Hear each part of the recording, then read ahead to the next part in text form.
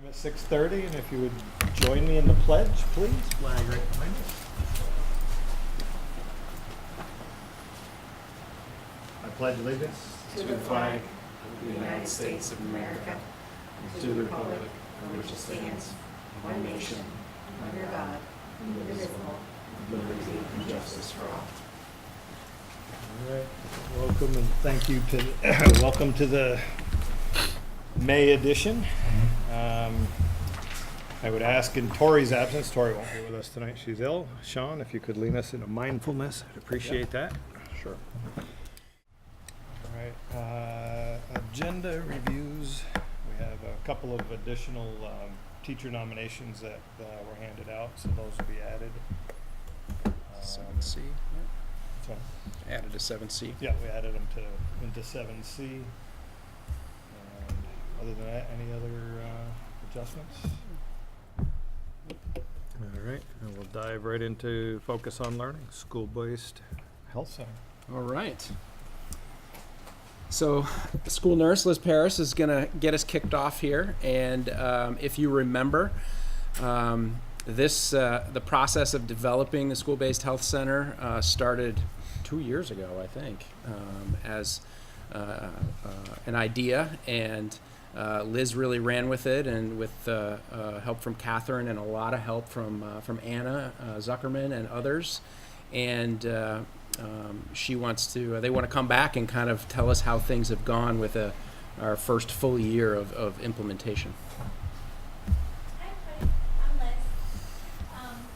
So in the audience tonight, we have Dr. Hetzler, who is one of our pediatricians that works the Thursdays. And then Dr. Anna Zuckerman is also here as well with us tonight that helped to co-create it. So we basically just wanted to give you an update tonight on how the center has run this entire year. Seeing as you all gave us your blessings to move forward with this, it's been a huge success. So it's really short and sweet. I'm just going to give you all the statistics and basically our overall data from the year. So as a goal, our goal as the Winooski School District School-Based Health Center was to reduce absenteeism, tardiness, and early dismissals while keeping students healthy enough to stay in school and to continue learning. So we have had Dr. Heather Link from University of Vermont Medical Center Pediatrics. She works Tuesdays from approximately 9 a.m. to 12 p.m. She started on April 3rd, 2018, and she sees about 3 to 7 patients each clinic day. Dr. Terry Hetzler, who is in the audience with us from the Community Health Centers of Burlington, has been with us since November 2nd, working every Thursday from 8:30 a.m. to 10:30 a.m., and she too sees about 2 to 6 patients each week. So to date, as of this past Tuesday, we have 390 students enrolled in the school-based health center. We have been open a total of 28 clinic days. We have had 87 students scheduled, 33 walk-ins, and we have seen 108 students through the school-based health center. That number is a little bit lower, as you may see. You may be like 87 and 33 do not add up to 108. However, it's because some of our scheduled kids ended up being absent or they canceled because they had gone to the urgent care the night before. The number of prescriptions that have been handed out or prescribed have been 48. 11 procedures have been done, 4 x-rays ordered, 1 pre-op screening has been done, and the number of children that have been able to stay in school instead of being sent home or to a primary care physician or to the emergency room was 9. And interestingly enough, a side note that I don't have on here, our nursing coordinator who was reviewing all of this measurable data for us told me recently that according to the data of the number of kids that have been seen, there were 12 students who had not had a well child checked within the perimeters of when they were supposed to. So she worked with the local physicians' offices and she worked with families. And over April break, 11 out of those 12 kids had their well child checks. Yeah. And so that was like huge. That was, just the perfect collaboration of everything all at once. That's it. That's us in a nutshell. So do you have any questions for me or for especially Dr. Hetzler, who's been actually working the clinic? I do. Yes. So what kind of things are you doing for when they see patients? Is it mostly well checkups, or is it sicknesses, or There's no anything? So we do not do well child checks in the office because we want them to still be connected to their medical homes and to their primary care physicians. So we focus on acute illnesses. So we focus on strep throats, UTIs, bronchitis, pneumonia, sprains, rashes, that kind of stuff. In fact, Dr. Hetzler saw a student recently that had she not been seen in the school-based health center by Dr. Hetzler, and had Dr. Hetzler not got on the phone immediately and started calling people and making scheduled appointments for her, she could have become very ill. But because of Dr. Hetzler's ability to have caught it early, she only ended up with a few days stay in the hospital versus what could have been a very long stay. So we're very thankful for that catch from Dr. Hetzler.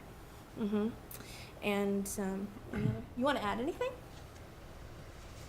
Well, one thing is that there are a lot of children that has surprised me. Their parents either don't have the time or maybe aren't recognizing that their children are sick, and they spend a lot of time in the nurse's office, which I didn't really appreciate before coming here. So a lot of the times the referrals are being made because Liz or Catherine say, you've been here every week for 3 weeks with this rash, or you come here every day, and then they'll reach out to the parents and say, your child's been sick, would you like her to be seen by the doctor if there's somebody here? And the family are very, very grateful if they don't have to take off time and go to a doctor or make an appointment. So I think that's been really helpful. Yeah. So are you guys ready to add the dental part into it? So we already have the dental Just- transportation piece into it. This year we sent approximately 175 students to the dentist via SSTA transportation. We would love to be able to bring the dental clinic up here, but that would have to be part of the whole construction reconfiguration piece, because there are other school districts in the area that do have dental chairs. So ideally it would be great in the whole wellness hub to be able to have the health office, the school-based health center, and then have a room with 2 dental chairs so that we could be doing dental stuff up here and not even have to worry about sending them down to the O'Brien Center area. But that will have to be in the future. And until then, we will continue with the dental transportation program. I think this is amazing. Have you had any challenges with confidentiality, though? Nope. So on the school-based health center permission forms, there is a paragraph on one of the 4 pages of, and it says in there that there's a lot of check boxes. So there's check boxes we can communicate. The school-based health center physician can, or staff can communicate with the school, CHC, because remember, it's 2 organizations working, Sure. right? So we need sometimes to be able to have those 2 docs talk to each other. So we have CHC on there, University of Vermont Medical Center Pediatrics, the Howard Center, if it's potentially a mental health thing, and then of course the child's own home PCP provider. So it's all kind of covered in that beautiful paragraph, and parents can pick and choose who they want to give the permission to. But at this point, we've not run into any problems where the parent said, I don't want that person to know. Everybody checks the boxes, so we're able to have that beautiful collaboration. Great. Yeah. So good. Yeah, I'm so excited. Thank you all. We've been dreaming of this for a long time, so thank you. I'm so glad it's finally here. On your first page, you mentioned enrolled in the Yes. school-based health center, 308, I believe the number Yeah, was 390 students. What is, why enrolled versus just walk-in, or what, help me understand So enrolled means the number of students that have permission to be seen, meaning their families have filled out our multiple pages of permission forms and have sent them back so that at any time throughout the school year, if their child becomes sick, and it's a clinic day, they can be seen, right? So there's 390 actual students enrolled in the school-based health center per se. And then the number of kids scheduled is every week. If kids come in through the office, we can do an RN referral. So if we know that an ear looks really bad, we're not able to diagnose, but we can tell that yes, it's infected, we will make sure that they have permission to be seen in the school-based health center, and then we will schedule them. physically schedule them on a sheet.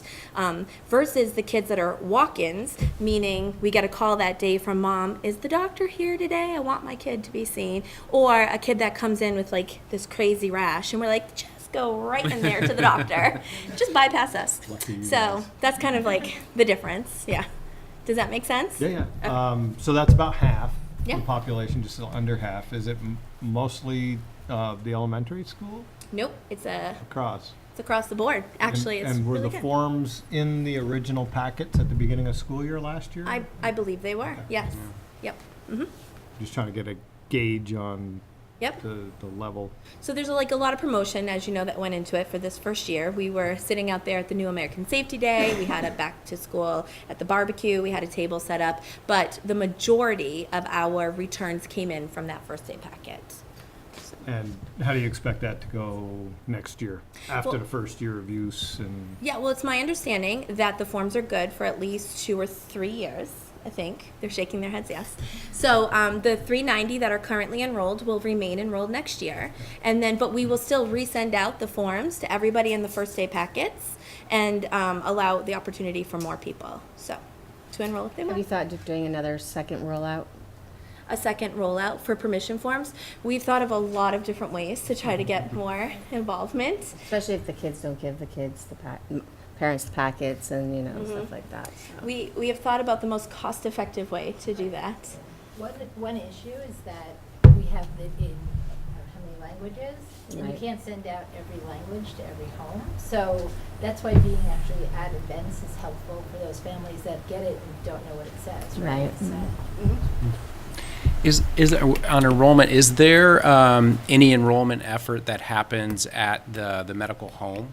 So if you know that a family of the students, you know, go to Winooski, do you have a way of flagging that and saying, oh, hey, would you be interested in this? So I do that, but I'm one person. Yeah. Yep, so University Pediatrics does that as well. We'll get a lot of calls from their nurses over there that will say, so-and-so needs to be seen. We are completely full today. Their choice is the urgent care tonight, or do you have room in the school-based health center tomorrow? Their nurses over there are fabulous about doing that. So we get a lot of referrals from University Pediatrics or CHC, but they are our two main providers. Dr. Heather Link, who's not here tonight, had talked about, like, why don't we do this in our office? Like, if we know that they live in Winooski, why don't we just include it as kind of our paperwork when they come in? Seeing as the majority of our children, probably a good 55 to 60% of our kids, are university Vermont Medical Center pediatric students anyways. So those two things have definitely been talked about. I think the ancillary offices like SXPs, Timberlane, pediatric medicine,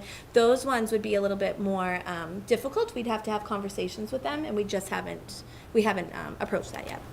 And in terms from the provider side, both I think at community health centers and at University Pediatrics, I think that we can definitely do work to raise awareness because the nurses now, at least at UPEDS, know, but the providers don't all know. So if we can work it more into the providers' everyday processes, that's on our list of things that we're working on. So that's a great idea. Thank you. And we've also talked about getting residents, right? We want residents to come in and see this great work and make it a part of their clinical rotations.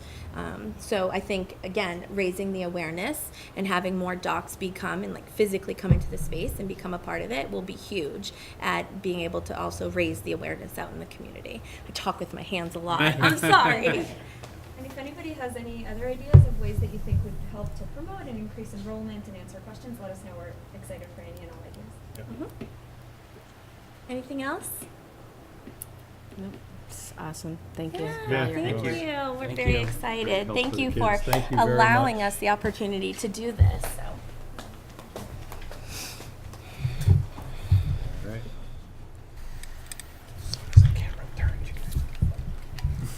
You're welcome to stay if you want, for sure. Those two are staying for the later item. Yeah. okay. Catherine and So am I up? Andrea. No. No, we'll try to Actually, get that's you what we in. didn't do Oh, with okay. adjustments, actually. We should have, Yeah. if we could move them. They're in. They're down at 9. 9C. Okay, so, Policy. okay. So I guess I would, after consent, Public consent and then- request to move 9C up, the discussion of policy question marks of comprehensive sexual health, move that one up. right after consent to get these guys on and moving. You guys okay with that? Works for me. Works for me. All right. Public comments. No? Hi. You're the only one. You're the I only wasn't one. planning on speaking, but you know, Oh, hey. that's all right. You don't have to, but To those of you I know, good to see you again. Those I know, I'm Meg Klein. I spent about 5 years doing organizing work in Winooski and Burlington districts with parents and students. I am a para-educator and instructional assistant here at Winooski School District now. So it's a pleasure to address you as a community member, but working for the school. And I'll just offer a reflection that I'm really, really impressed with what I see over at JFK. Particularly on the social emotional learning, the strategies. I see your teachers working really hard to embed them pretty systemically. And it gives me heart feels. So that's it. There you go. great. All right. Thanks. Thanks. Good perspective. Yeah, nice. To ground the meeting in that a little. Yes. Consent agenda. I would accept a motion to accept the consent agenda. All right. Any other? Yeah, we'll keep track of it for you. Thanks. Yeah. Any other discussion? All right. All those in favor of accepting the consent agenda? Aye. Aye. Opposed? Okay.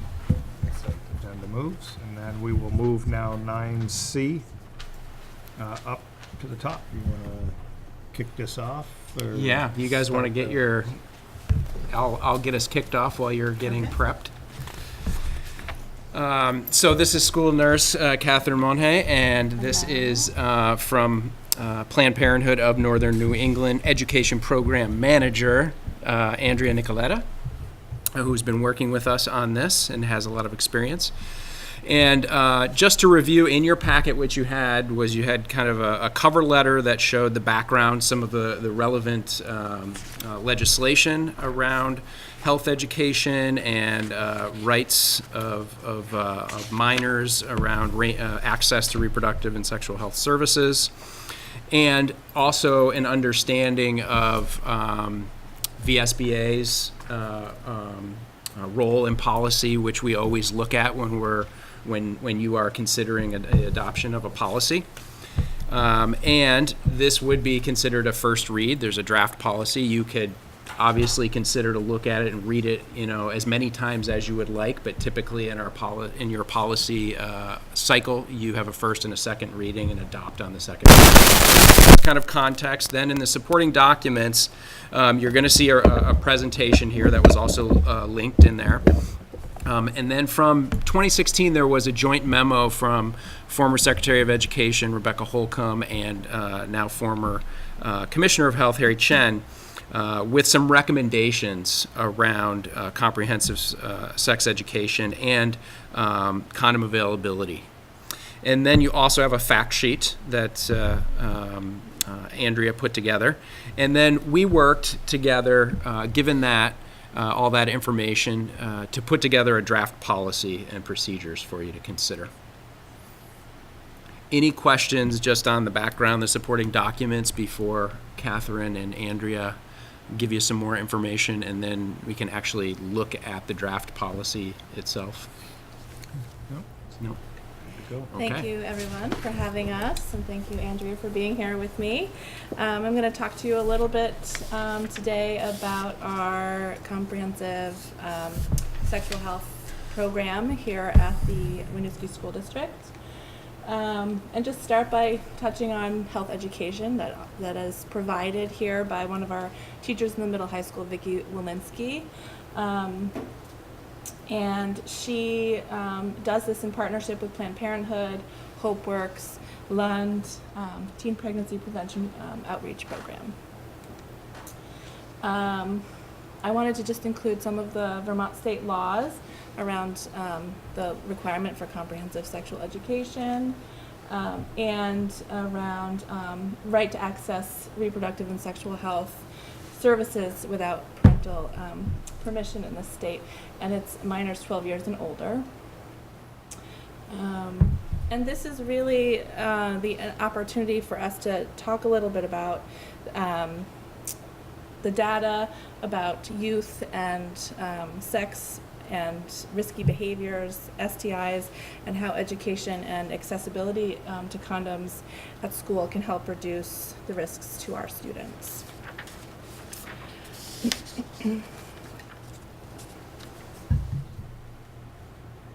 These are some of the topics that are covered by Vicki Walensky in the education program. I know it's pretty small, but hopefully you have it in your packets.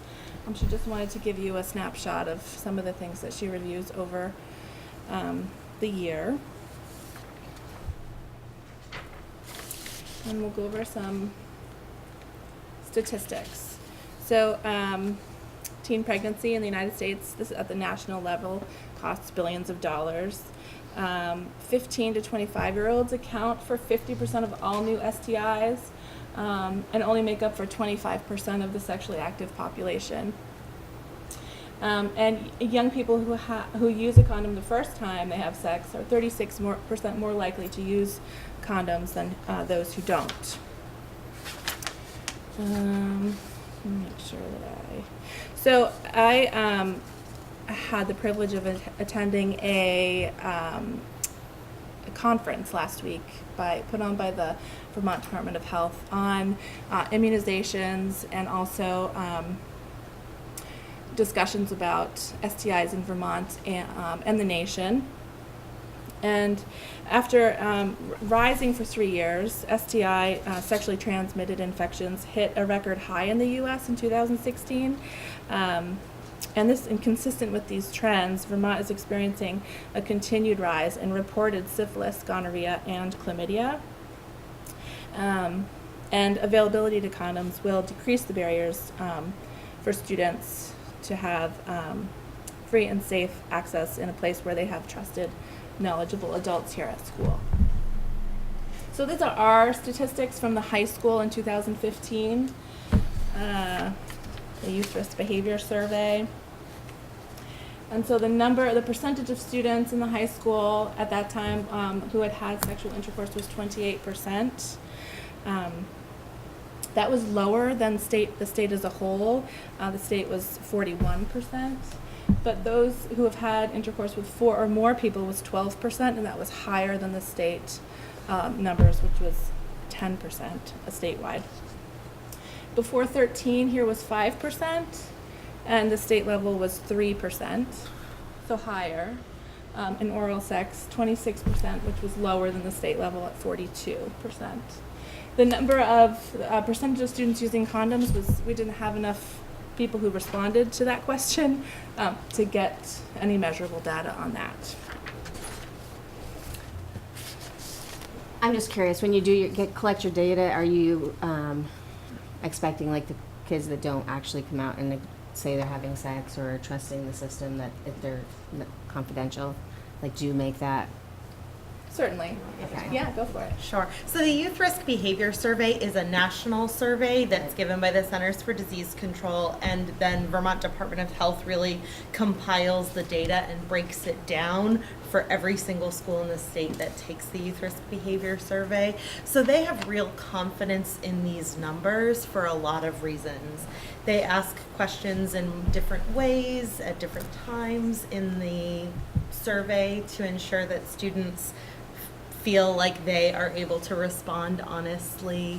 They have measures in place to identify anything that looks suspicious, whether it's somebody who says that they've never had sex but then says yes, they used a condom the last time they had sex. They are able to flag all of those responses. So Kristen Murray at the Department of Health has real confidence in the data, and I really trust that that these numbers are, if not 100% accurate, as close as we can reasonably get, and that we can trust them. Great question.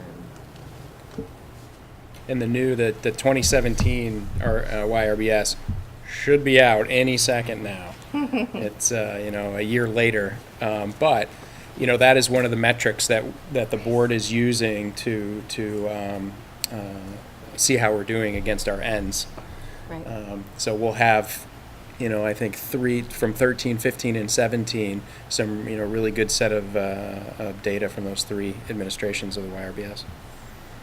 So this is just an excerpt from the memo that Sean was telling you about from Dr. Chen in 2016. To promote and protect the health of young Vermonters, we recommend that school districts and supervisory units have a policy and procedure to implement comprehensive sex education and condom distribution programs. You'll see in some of our slides that accessibility to condoms is called a distribution program. We don't plan to distribute them, go to people's in the cafeteria and hand them out. And we'll get to that a little bit about the later about the procedure. But for the sake of discussion, you will see it both ways here in the slides. So American Academy of Pediatrics, also a quote from 2013 about how access to condoms reduces the risk of harm to students. And the CDC as well. Condom distribution programs or accessibility programs increase condom use, condom carrying behavior, and promotes abstinence or delayed sexual initiation among adolescents.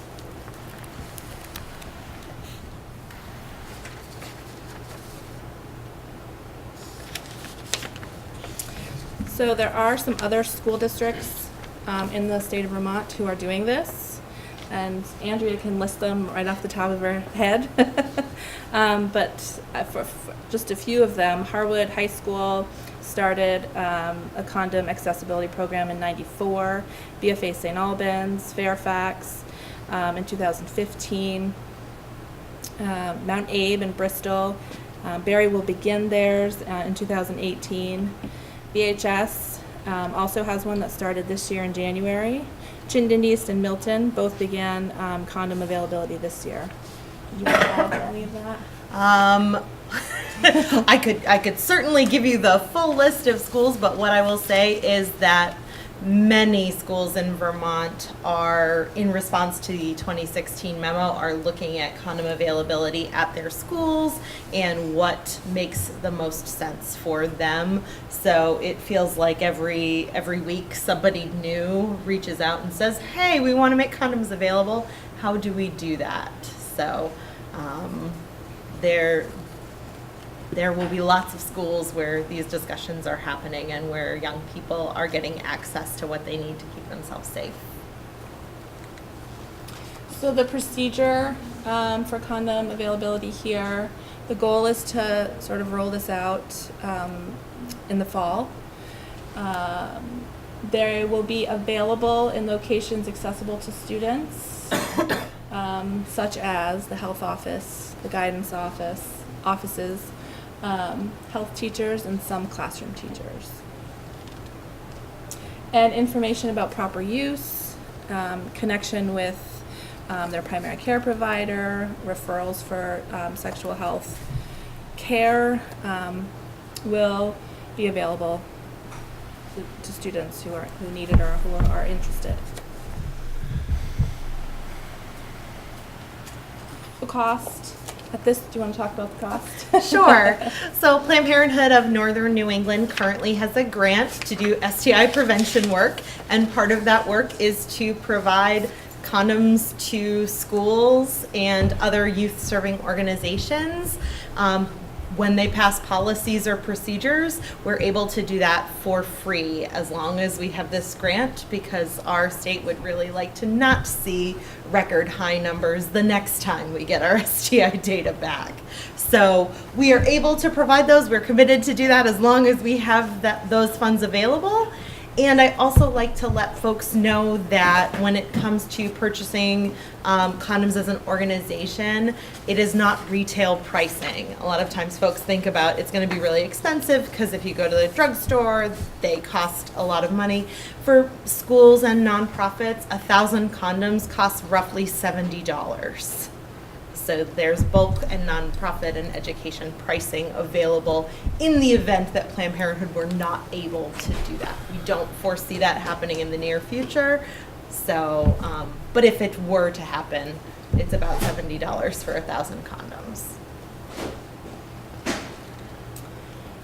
And this is our last slide. Research shows that well-designed, well-implemented school-based STI prevention programs can significantly reduce sexual health risk behaviors among students, and there is no evidence of increased likelihood of students having sex through participation in such programs. I don't really have references. So, do you guys have questions? Further questions about this?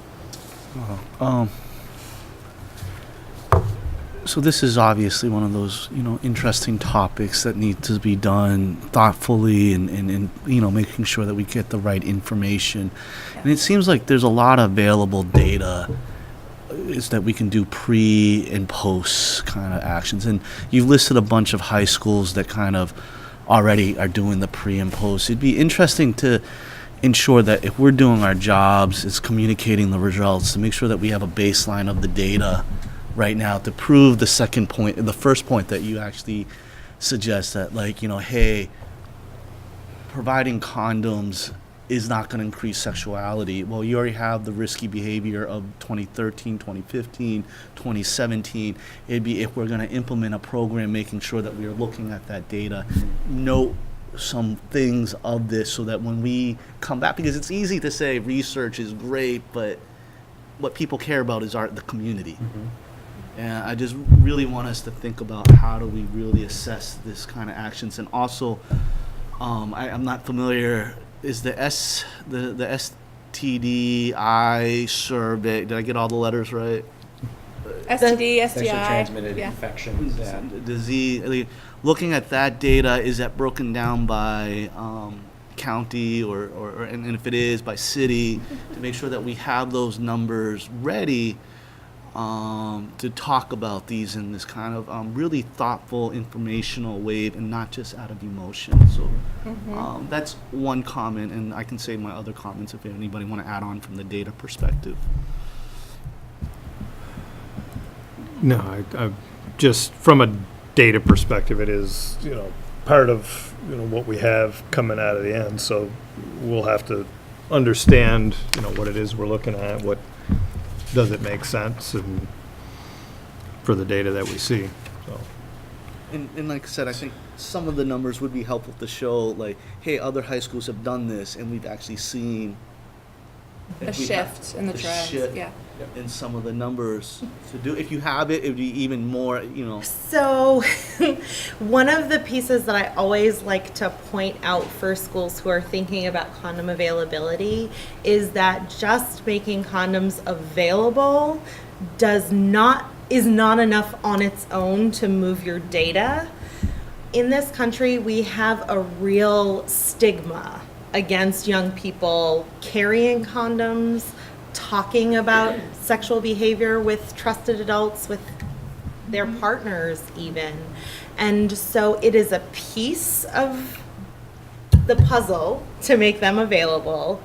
It is also really important. I think this is one of the things that you'll see in the procedures, that folks have been really thoughtful about not making it seem shameful for young people to access them, and with the support of your health education pieces, all of those kind of come together in a way that can really see your numbers boost.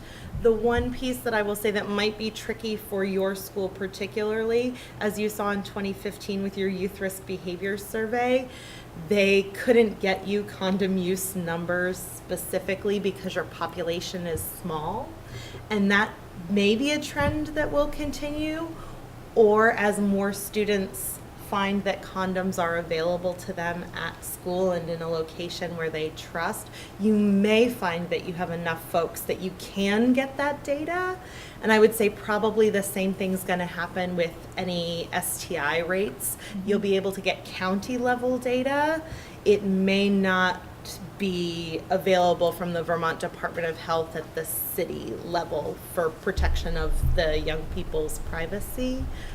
And to add on to that comment, I'm not saying that data are going to just be everything. I think the thoughtfulness is the first bullet point in terms of the research. Were probably indications of how successful healthcare programs are, and I'm hoping that we have those, like, kind of those things in place. But because we're having to work with our public and our constituents, and it's a very different population here.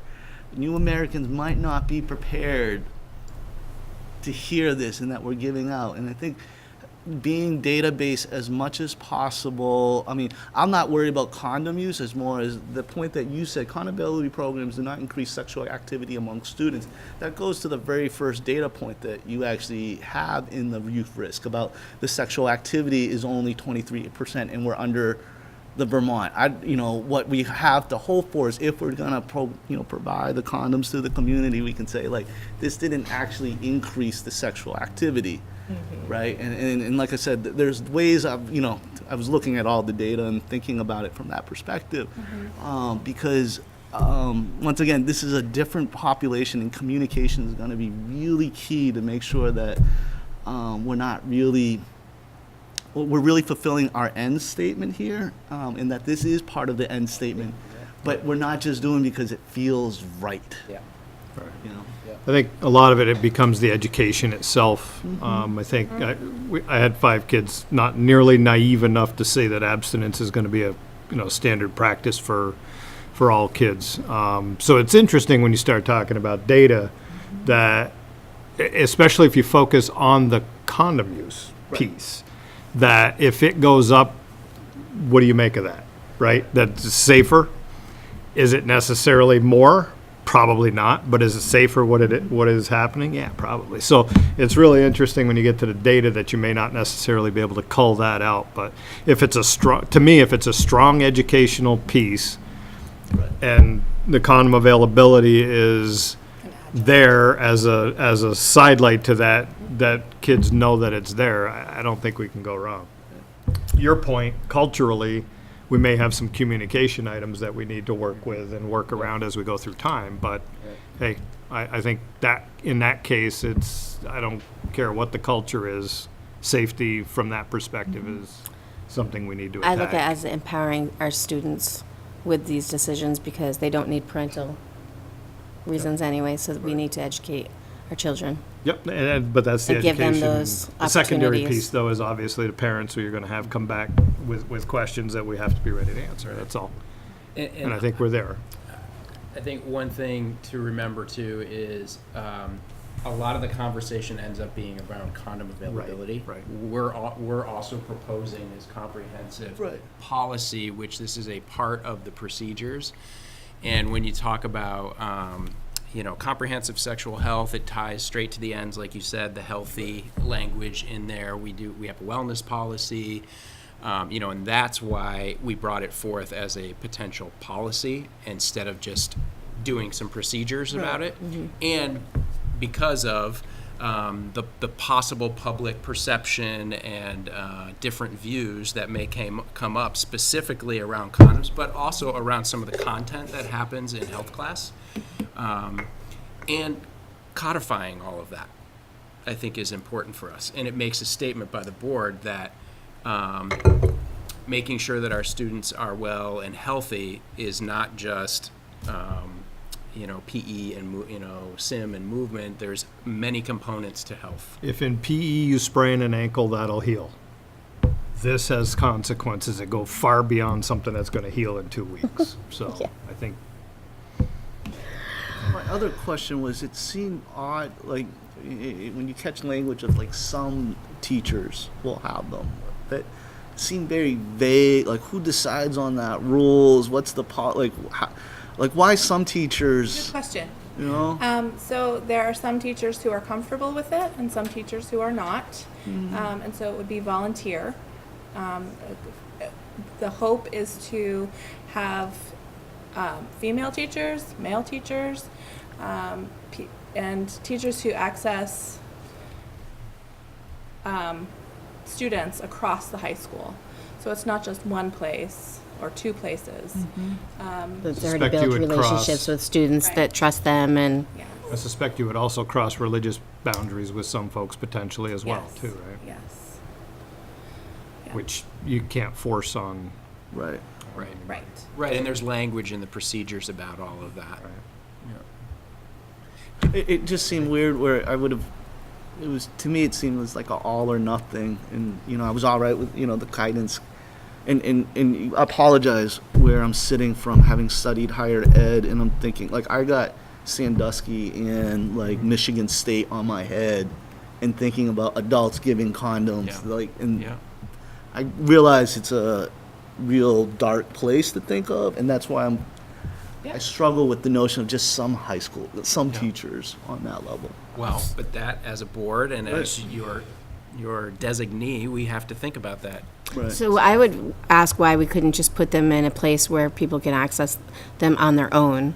Like, I think back in the day, when you would have students, then the teen center used to have them in a basket available for anybody that needed them, and they could go and access them without asking for them. Or see, that would be my thing, is if you're going to have students have to ask for something, then you're going to have them not ask for something because if they're embarrassed or it's against their religion or whatever. So you want to make sure they have accessible means to them without having to approach an adult at all, as So far as I'm concerned. And that's a really good point, and it's something that I can explore with the admin team in the middle high school and teachers around a location where students could do that privately. It can be a tricky balance. So we have to. I think part of that balance, too, is having it accessible to, say, a 6-year-old. We got Right, 12-year-old exactly. So- in here, right? How do you right, control that right, piece? and that's Look, Mom, what I exactly found. it. Yes. And maybe it's like in the restroom of the nurse's bathroom, or somewheres that's like private, but that's you are able to monitor. Yep. So A good point. Anna, Yeah. were you going to say something? I just have a question, if that's okay. Sure. Us to ask. Please. I'm wondering, so a lot of people in this room think that this is or think that sexual health and education are really important. Not to speak for everybody, but I think a lot of people believe in the mission of this, and I'm wondering from the experience of other schools, what have actually been some of the barriers and what are strategies that other schools have used? For example, like community buy-in to this idea. I know a lot of people working on this are really worried about, has that played out? Like, what have people's reactions been, and what strategies did other schools use? Would you like me to speak to that? Sure. The strategies and responses have really run the entire gamut, I think, throughout our state. In schools where it has been going on since the 90s, I think Harwood is the example that everyone sort of brings up. They passed their policy in 1994 and just never stopped doing it. At this point in that community, everyone knows that that is happening, and it works and it is accepted as part of what their school does. In schools where it is a newer policy, there have been a lot of mixed reactions. There have certainly been some folks who have objected to it for all of the reasons we might imagine.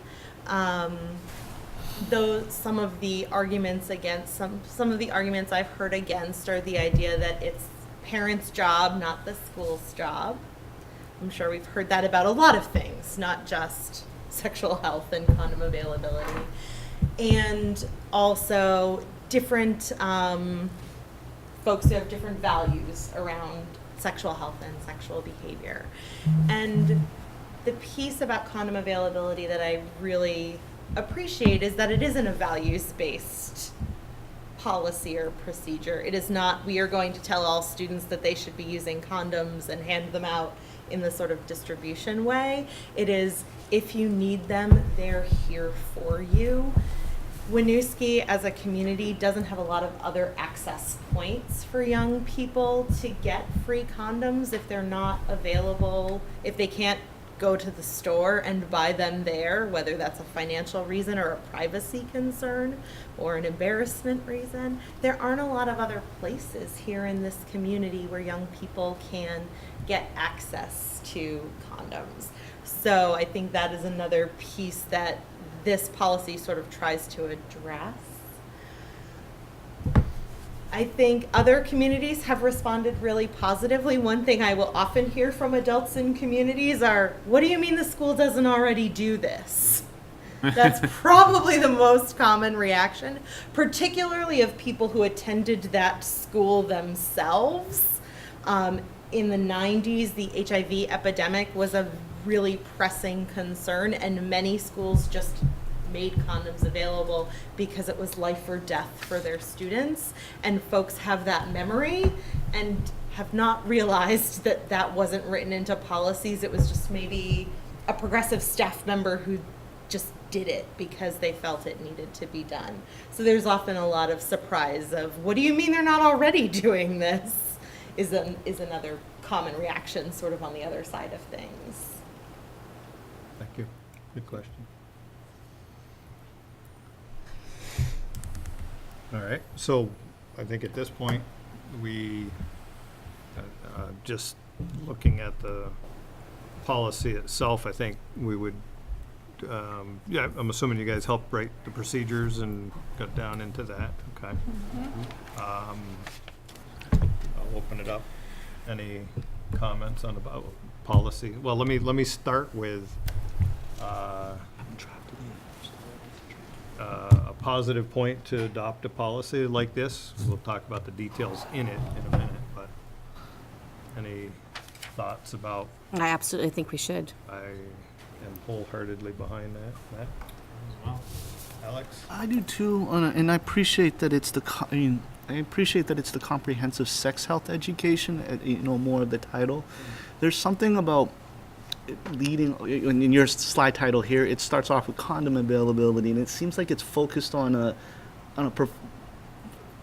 certain gender or sex, however you look at it. And I really appreciate that we're going to call this more of the comprehensive sexual and not come it from just a strict science standpoint, but also from a social and well-being on a mental health and kind of component. But there's something about just within the policy only focusing on the condom perspective of it, because it suggests there's a power dynamic, and maybe once again I'm coming from a different base of higher education or whatnot, and also understanding that there are different orientations in sexual orientation. Are we being thoughtful in the inclusiveness of this policy at that level? And so what I'm saying first, more on the first level, is that I really appreciate that the fact that we should do this, so I'm not disagreeing on that, but the focus is on the comprehensive health, sexual health policy, and not just make it just about condom availability. Right.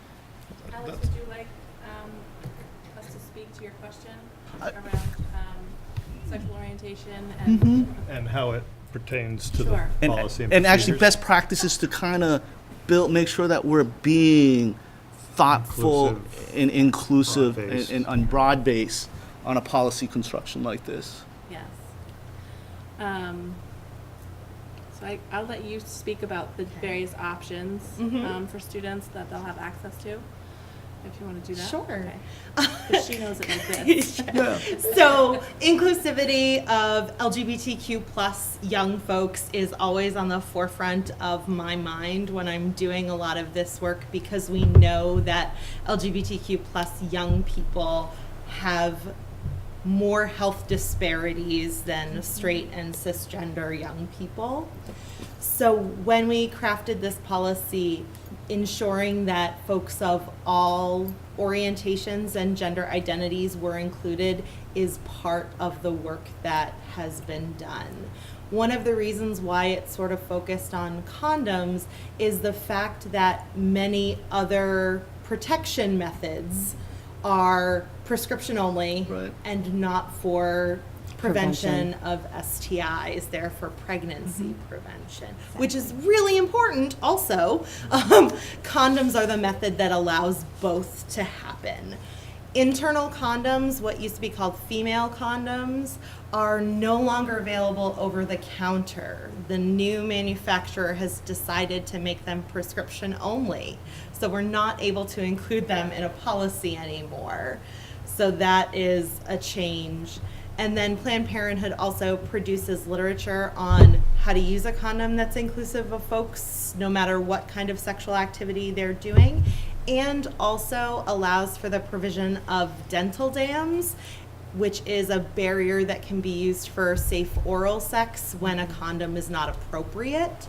So we have that literature that can also go along with your whatever program folks implement, whether it's that they're together somehow or available for students, so that no matter what kinds of sexual behaviors young people are engaging in, there is information about how to do that safely and barrier methods that will protect them.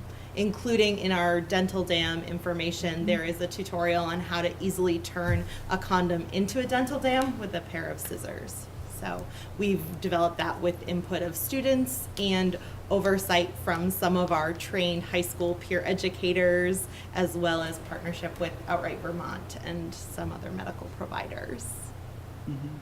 No, I thank you, and I appreciate that information because I think it will help us develop a very good, comprehensive, that is going to address the population that we have in Vermont, that fulfills our mission of making sure that our end statement of building that inclusive kind of end global community. So, Yeah, I think this hits at the healthy piece, a component, thereof. So, any other comments, thoughts? Since we don't really work with the procedures themselves, they help to support the policy itself. I would like to just focus on that piece. Any thoughts or comments on that? I thought it was pretty well written. It seems to hit at what we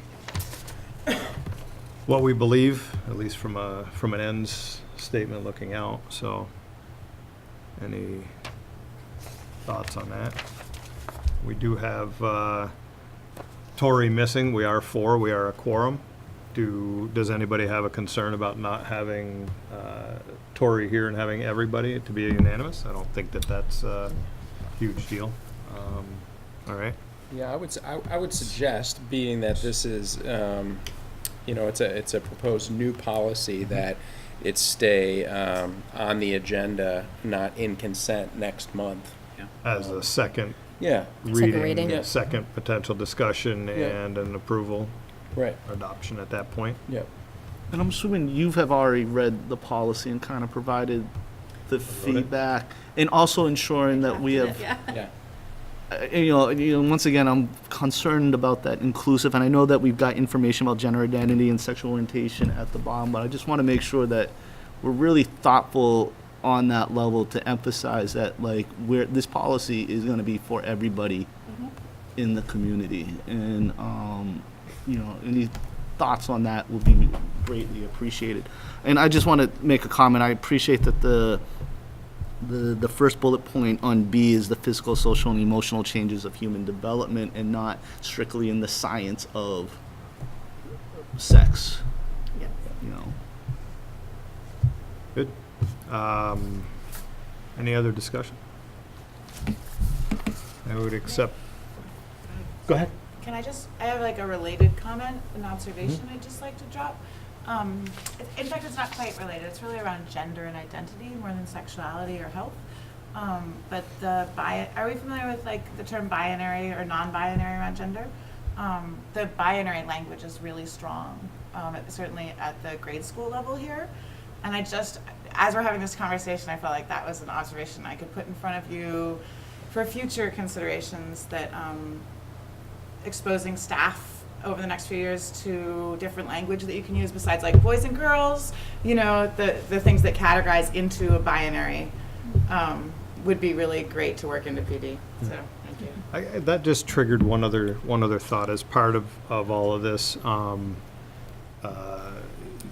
goes back to Alex's comment about just some teachers, which I can appreciate, not all necessarily being either willing for whatever reason, but what about an education of the staff, just to have them understand? I mean, we did a lot of traumatic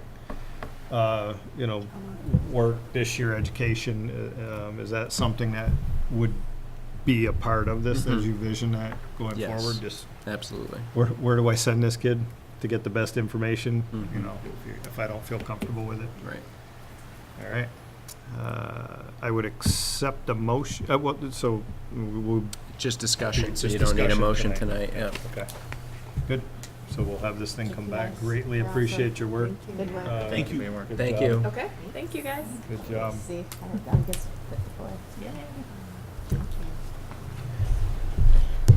All right. So tonight on the annual agenda. So tonight on the annual agenda, we had a section on reviewing the end statement. Next month, we had put in reviewing the metrics, and Alex, I wanted to start with, would you have some time with Sean and I to look at the metrics as we go through the balance of the month here? Hopefully we can have some time.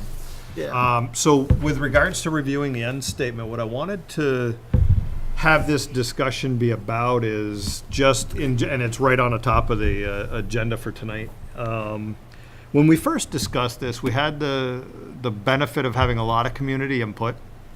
We had a discussion. Getting blinded, sorry. Was that? Oh, No, it's fine, I just have to move over a little bit. Put it down. I thought you were ducking for the next. No, comment. I'm like seeing spots right now.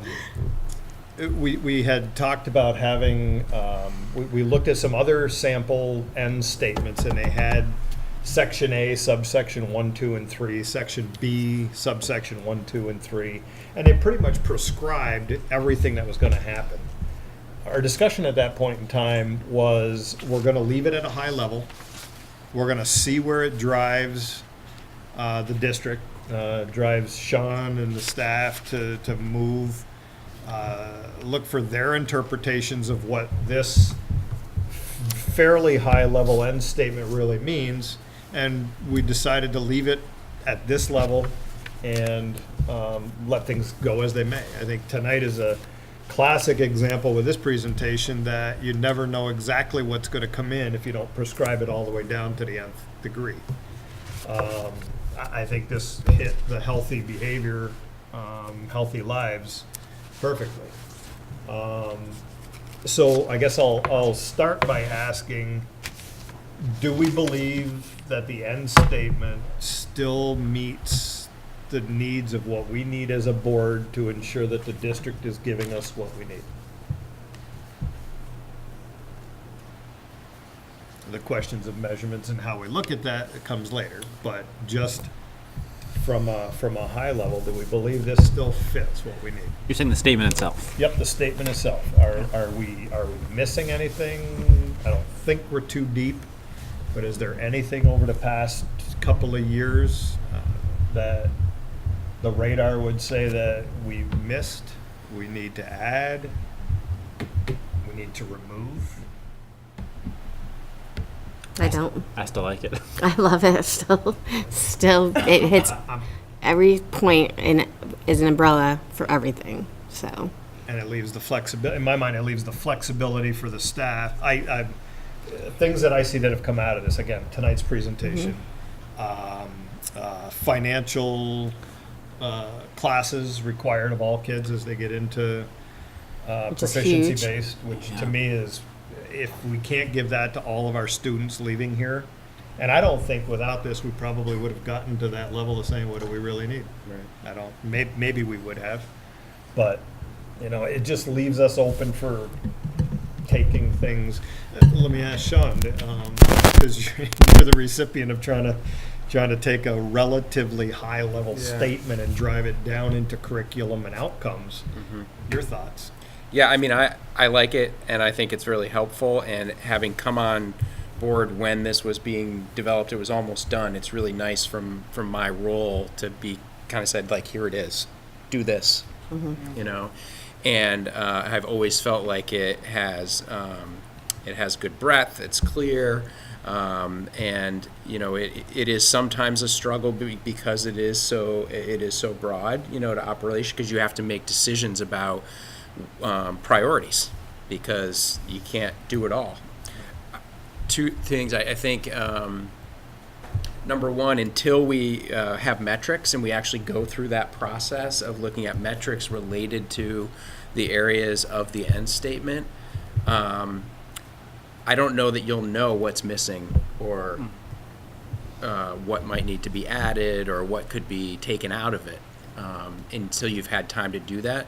So one way of thinking about it is, how does the board develop a end statement review process? Where you say, every number of years, you're going to have some sort of a review process where you look at it. Because you do more formative things, Right. like the community forums. You get the monthly report around the components. You look at a little more depth in your retreat each year. But if you really want to review the language, if you take all of those experiences and then you say every X number of years, we're going to really review the language and get to that wordsmithing point of, do we want to actually change it or not? And how do you incorporate the community stakeholders in that process? Right, because initially that's where this came from. A lot of this came Right. from. So Right. I think I agree that when we get to some of the measurements that we're going to be looking at, there'll be, that doesn't work, or that does seem to show what we think we want. So we'll be able to adjust those.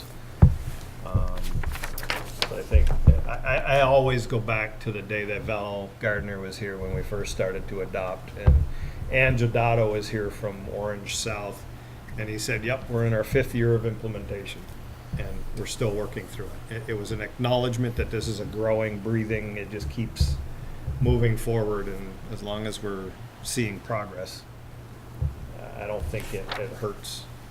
Right. Sure to leave it and. To measure it to like have that review in our heads, I think we should go back to the very nitty gritty of when we created it, take those notes and say, is this what we're hitting? Because that's ultimately what we did. We made a list of lots of notes, lots of thoughts of how we got to where we were, and are we actually seeing that in our end statement? And that's the best way to know if we're hitting what the purpose of the end statement was. I think Mike and I were the only two there to create Lineage. Tori. it. And Tori, Tori, yeah. Which is pretty good longevity Yeah. comparatively. Yeah. So I'll take that any day. But I'm sure we still have those notes somewheres, and we could. I thought Sean was there too. You weren't there when Came we in created just that. after. He did. With the end statement itself? Yeah. Yeah, I wasn't a part of like the community conversation. We did one thing at the very beginning with Sue McCormick down at the O'Brien Center in the summer of 2013, Uh-huh. where we had a community meeting and got input on it, and then we kind of synthesized. You guys had already done some synthesis, and then we wordsmithed it at the retreat, I think Right. in August Yep. of 2013, and kind of finalized it. Right. Yeah. Good. All right, so we'll we'll leave it at this. I think we'll have hopefully a first pass of metrics in June. And that'll be, again, 1, 2, 3, 4 data points is interesting, but, how do you look at it? Is it really showing us what we want? You gotta be careful with measurements because you get what you measure. Don't always necessarily want to get what you ask for. You gotta be careful. So we can keep that in mind as we go too. Good discussion, thank you. And we'll bring it back up again next year to see if there's anything different we want to do. The next piece here, review and approve the monitoring report. I wanted to have a discussion on this one with regards to the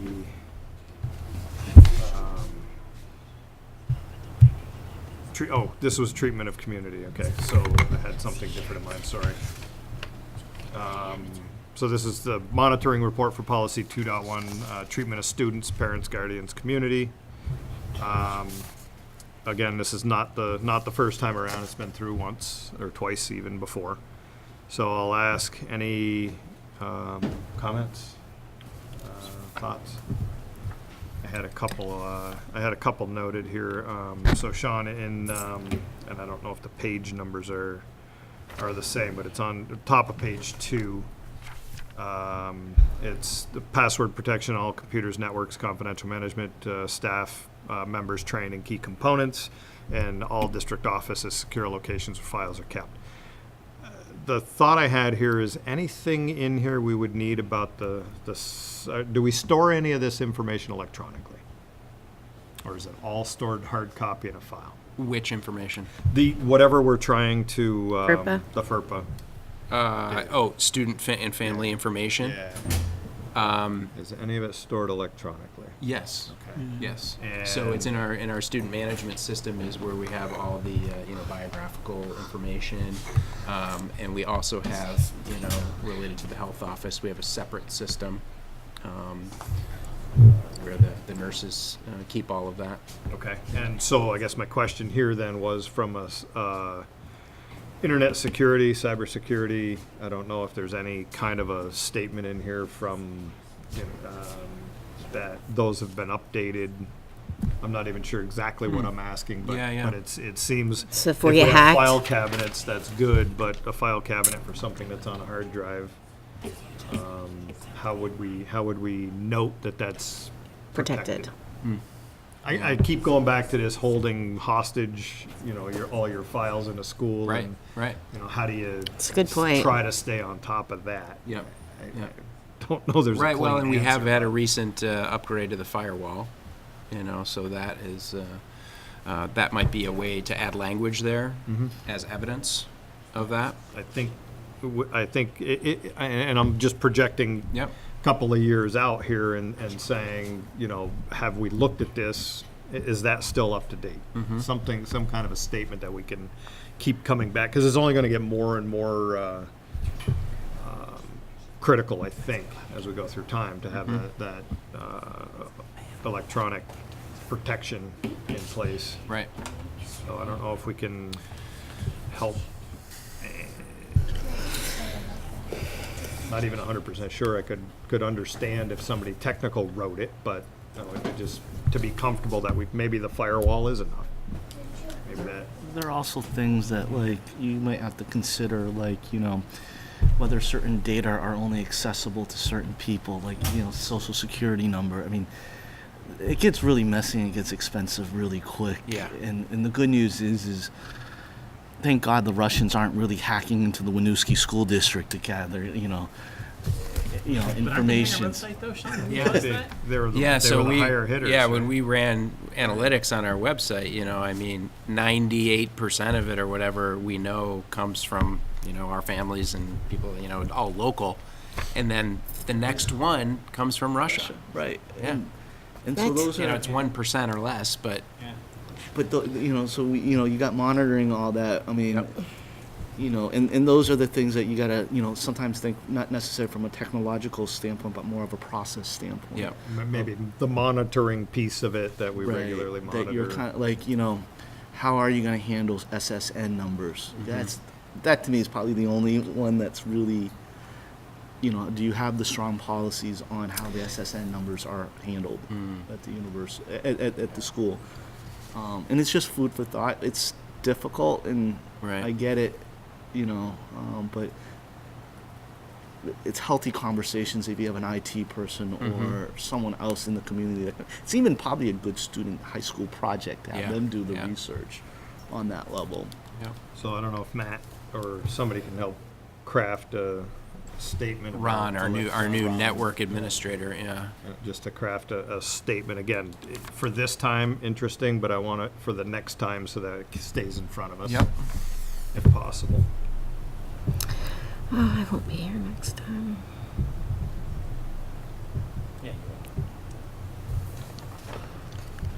It's like, Matt, you really know technology too. You do it all.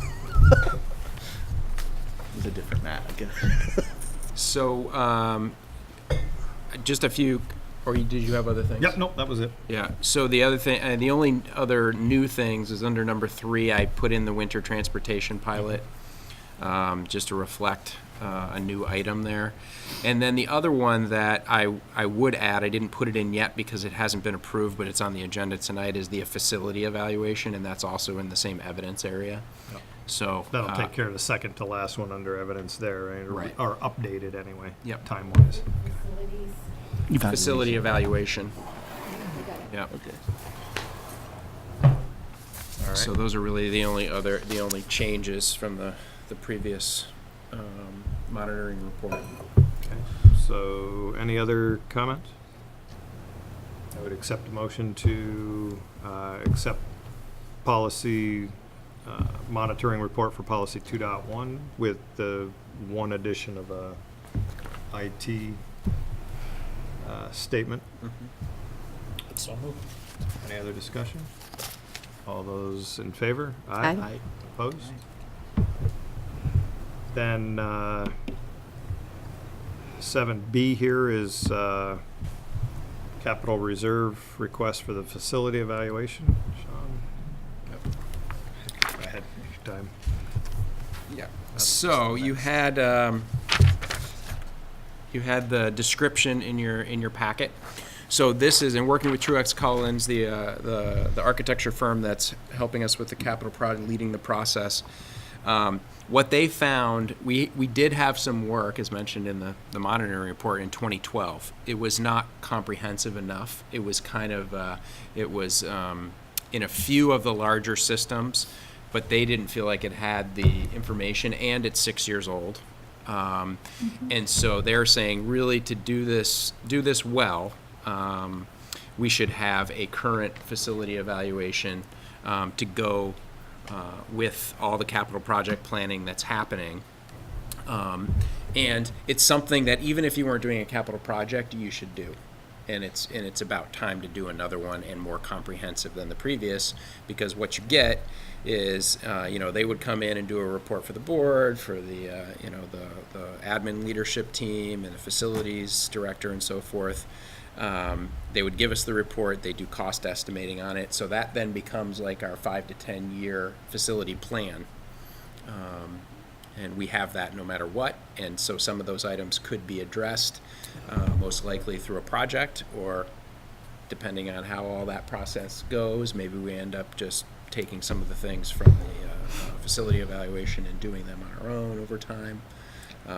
So the recommendation is to have the board approve up to $20,000 out of the capital reserve for the purpose of this facility evaluation.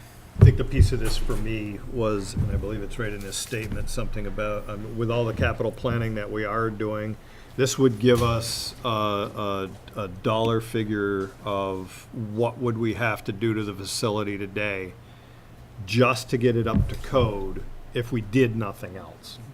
And so it just gives you a baseline of, if you're going to just do nothing really new, what would you need to do? So it'll give us that baseline. Plus, hopefully it opens up, if it opens up something that we really need to take action on in the near term, we will know. So.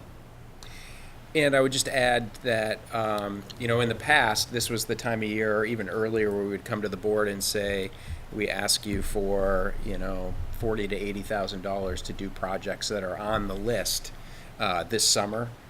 We're not doing anything this summer because of where we are in the capital project planning. It doesn't make sense to start moving forward and putting money into those when, we could be doing something more significant. Yeah. Makes sense. Any other comments, thoughts?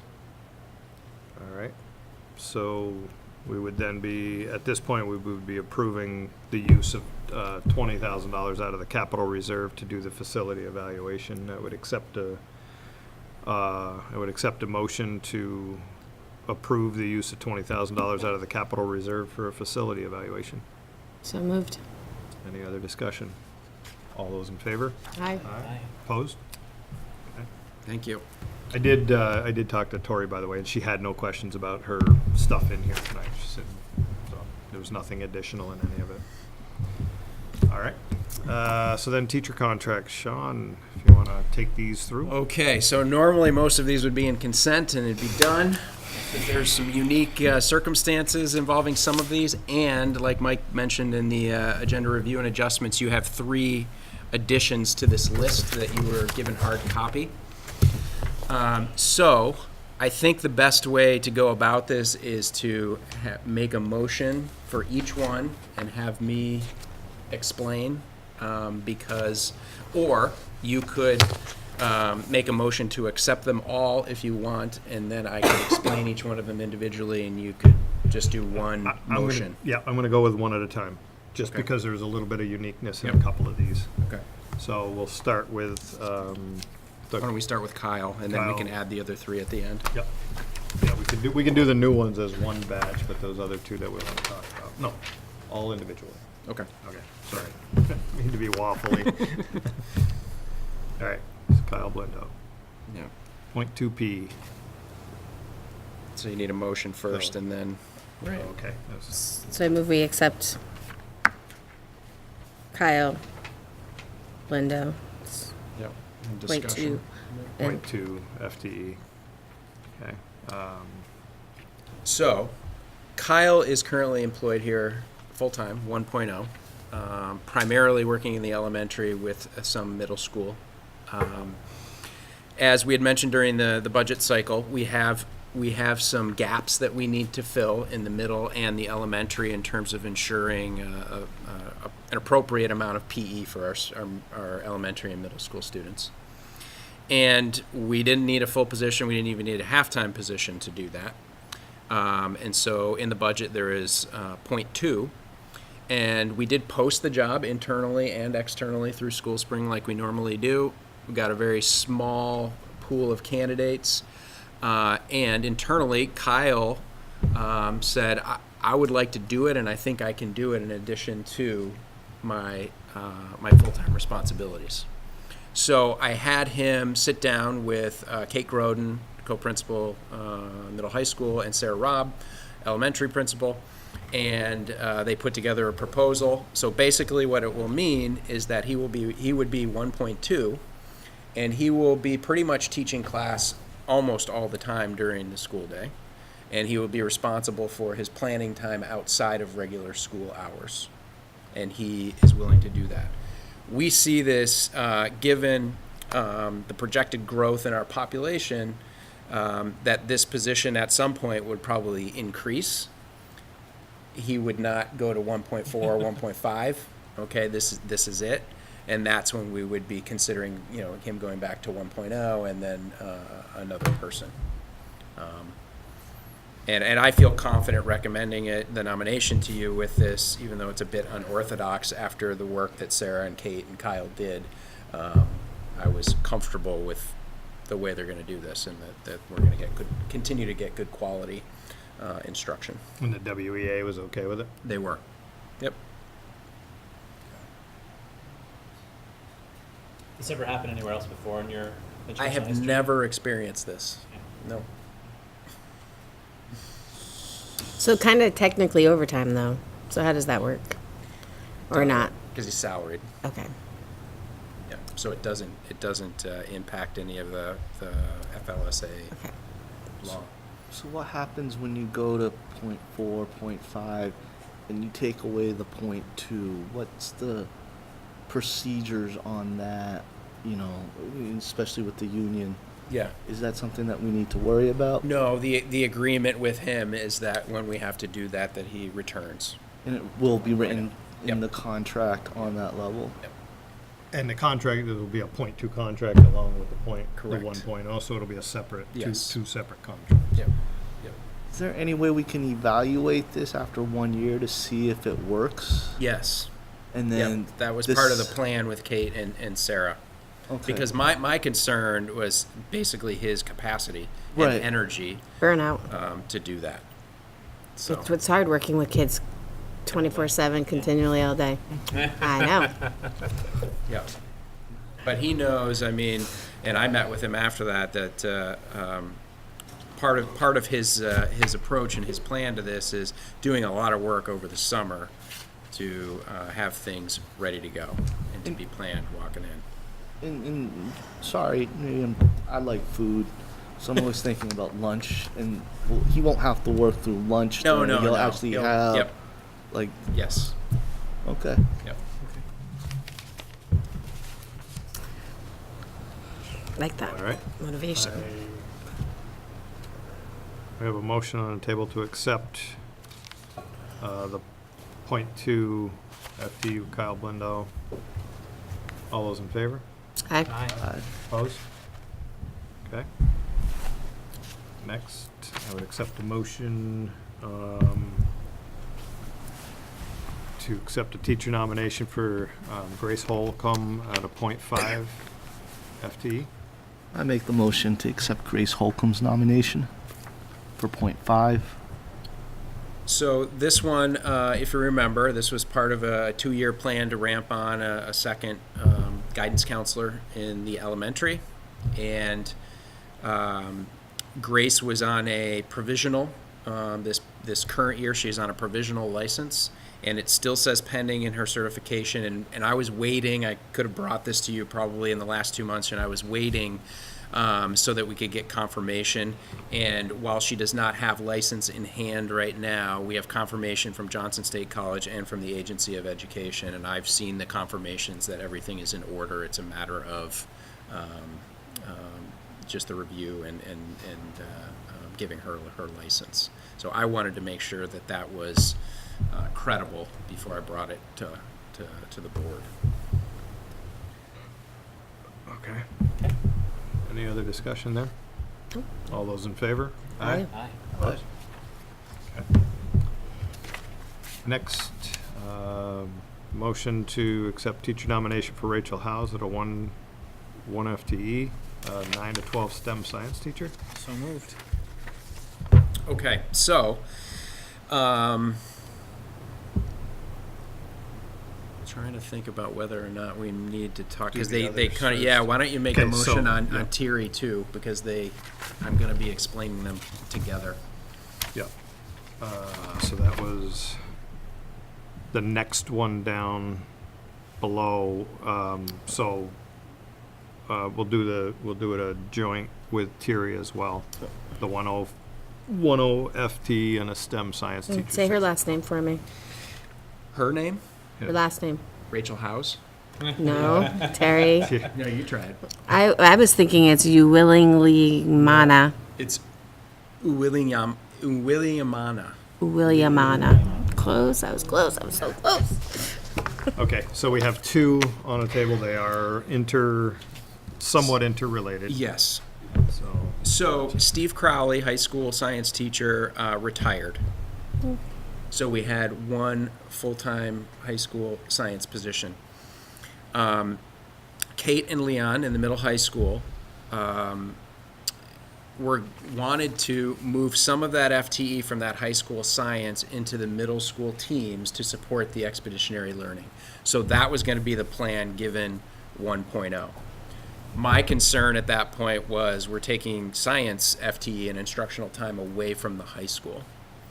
And are we now decreasing the offerings given what we know? We already have pretty lean curriculum.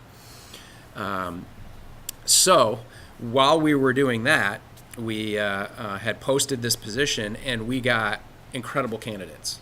And we had 3 finalists that were brought forward, and they were all fantastic. And during that, during the interviews, when we interviewed Rachel, and you can see from her background, she's a Vermont kid. She taught in Colchester, has great experience there, out in California. She has middle school and high school experience. She has been a trainer and a consultant for the Buck Institute who specializes in project-based learning. So to me, she was the clear match for what we were looking for, particularly in the middle school supported expeditionary learning, and she can do some iLab science work at the high school level. Then I interviewed Thierry, and he's amazing. He electrical engineering degree from Stanford, an MBA. He is a Rwandan refugee, grew up in Buffalo. What was compelling to me was hearing from students about the student interview with him. Students said, this is a person that reflects who we are. And so I saw that as a unique opportunity that we don't often get to bring somebody into our organization that has lived experience that reflects many of our students. So we started trying to figure out how can we try to, given that we have a budget that's set and FTE that is set, and that's what we've planned for, and I don't like to come to you guys and say we're going to deviate from the plans that we've made, but this seemed like an extraordinary opportunity to me, and so we have figured out the dollars with shifting in overall hiring so far with benefit elections, changes and so forth. We do have, we have a reduction, a 20% reduction in my assistant's time next year. So we were able to cobble together some savings. So I would only come to you and recommend this if I felt financially confident that we can manage bringing a second science teacher on. These two people, and I also think about people like Lindsay Cox, who we hired a few years ago, that works in the iLab and worked with a partnership. These are the types of teachers that are coming to us with the skill sets and the experiences that I see as teachers of the future. They're facilitators, they're coaches, they know how to work with kids on multidisciplinary, project-based, community-based, all those proficiency-based, all of those things that we're doing and where we want to go. So that is why I'm coming to you and asking you to approve the second position and specifically to approve Thierry. Any concerns with the provisional license? You're getting that for Thierry? He is going the peer review route. He's already on it. We will get a provisional, no problem, and we can get a provisional for him for up to 2 years. And he's committed. I've told him, he needs to have a written plan for getting licensure, which he will. He's agreed to do. Amazing background on Thierry. Why does he want to teach with an MBA and a electrical engineering degree from Stanford? I asked him that too. He's done some work. If you saw in his resume, School Hack Solutions or whatever that company was called, he's worked in Vermont with some school districts, and he has done some teaching at different times, and he likes it, and he wants to. There's a social activism component, I think, to his desire, and he wants to get involved. And Sounds like he's a perfect fit for our school. My only concern was the 1 year, the 1 year at School Hack Solutions. I had to do a Google search because I was going okay, I've never heard of Acton Business School, so I had to go check up on that. And then the entrepreneur type of attitude that he had. And I think there's a lot of good traits here. Yep. But it was kind of worrisome at the fact that he was drawn to Vermont for this company for 1 year. And he's and I don't know what he's been doing since the start of this upcoming year, because December 2017 ended, and it's now May. What has been going on in this time period? He's continued to do some consulting. Mm-hmm. Yeah. And did he talk about why he left School Hack Solutions at all? No, I don't remember. Yeah. Right. That was just a little flat. I agree with you. I think if you got the opportunity to get this guy, especially like a 1 year contract by the January to December piece of it. It might have been, but you move all the way from DC, and he's an entrepreneur on a grant, right? Well, he's moving to Vermont for other reasons. Okay, there are other reasons. There's other personal reasons involved. And we don't need to discuss because right. that is, entrepreneurs. Yeah. Oh yeah. There's things that you begin to wonder, and one of the things that I want to make sure is that students are going to love this guy. I have no doubt about this. I think, but then it's also going to be devastating if he all of a sudden changes his mind in a year or two. No, I understand. And if you feel that he's going to be here and really committed, I'll support you in making every way to make this work. Because in both candidates, I was looking at their resume. Both candidates I think is going to be great for what this school is aiming for, but there's something about people who just change into education that gives me just it's a risk. It is my experience in Vermont is that's a risk. Another risk is when you put them together, right? Somebody who comes from out of state, and that's why, like Rachel grew up here, she knows, she's coming back home, but there is a risk. You're right, and we've already talked about the support for him is going to need to be high and intense, and we need to put him in positions of that match his strengths. Right. But I also think that engineering background is going to be great from, and that entrepreneur thing is on, and I'm going to offer too, you know, it's not just support from a teaching end, but also potentially on the personal and the social aspect. And I would like, you know, to offer anything that we can do. Right, like you guys, yeah. To keep him here, to keep him happy, because if this is a match, it's gonna be a win. It is a win-win. Yeah. For Winooski. We will do our very best. Yeah. There are, I've learned that over the years too. Unfortunately, there are no guarantees with personnel either. Right. You know, whether it's you know, due to the work circumstances or personal life or whatever, it's things change. But And you know, there's some ways where like we probably need to hide them from like the other school districts before they come, right? But we got to make that compelling reason that this is the place for him. We are who we are, and that'll be a good start. well, yeah, and I think he, you know, I mean, we've through our interviewing and hiring, we have really focused on making sure that we get to that heart of why somebody wants to be here.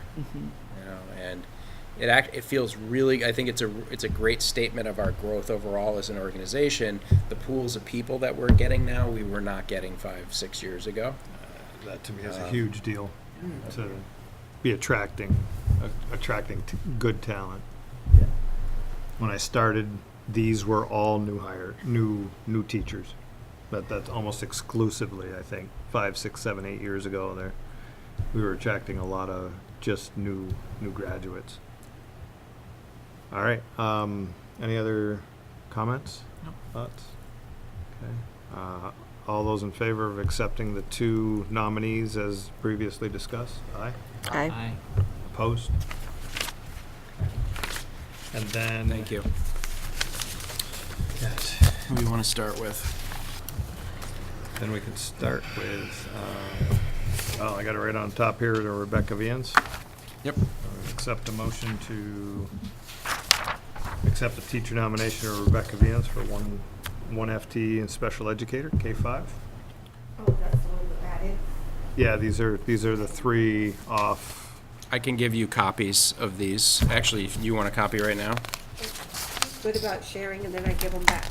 That way I here. don't have anything. Then you'll have them, and you can have all the names to. Okay, All right. thank you. Anything here that would be in need of any other discussion? Or No, these are pretty our standard? typical, Yep. and that's why you don't have, you know, I included the resumes and for the other ones because of the. These were just These were in the later consent agenda, weren't they? Like with the These were actual new. hires, though. You were waiting to hire. Right, and they were in my report. I Right. said final interviews this week. Right, right. So these are your final interviews? And so these are these were the 3 that were in my So then I would do all 3 together. we can. Because we already knew that we were getting these hires, except for maybe the special educator. Yeah, let's do them one at a time. That's what we had said. Take 2 seconds, because there's no real explanation needed on these. So I'd accept a motion to accept the teacher nomination for Rebecca Vians, 1 FT special educator K-5. So moved. Any other discussion? All those in favor? Aye. Aye. I would then accept a motion to accept the teacher nomination for Ashley Beach, a 1 FTE on speech language pathologist. So moved. Any discussion? All those in favor? Aye. Opposed? And then finally, the third, I would accept a teacher motion to accept the teacher nomination for Matthew Torres, a 1 FT music teacher, grade 6-12. So moved. Who was Tie goes to the guy on my left. for that one? Yep, he Just just because he's half left-handed. a half a syllable. All right, any other discussion? All those in favor? Aye. Aye. Opposed? Thank you. Here you go. Thank you.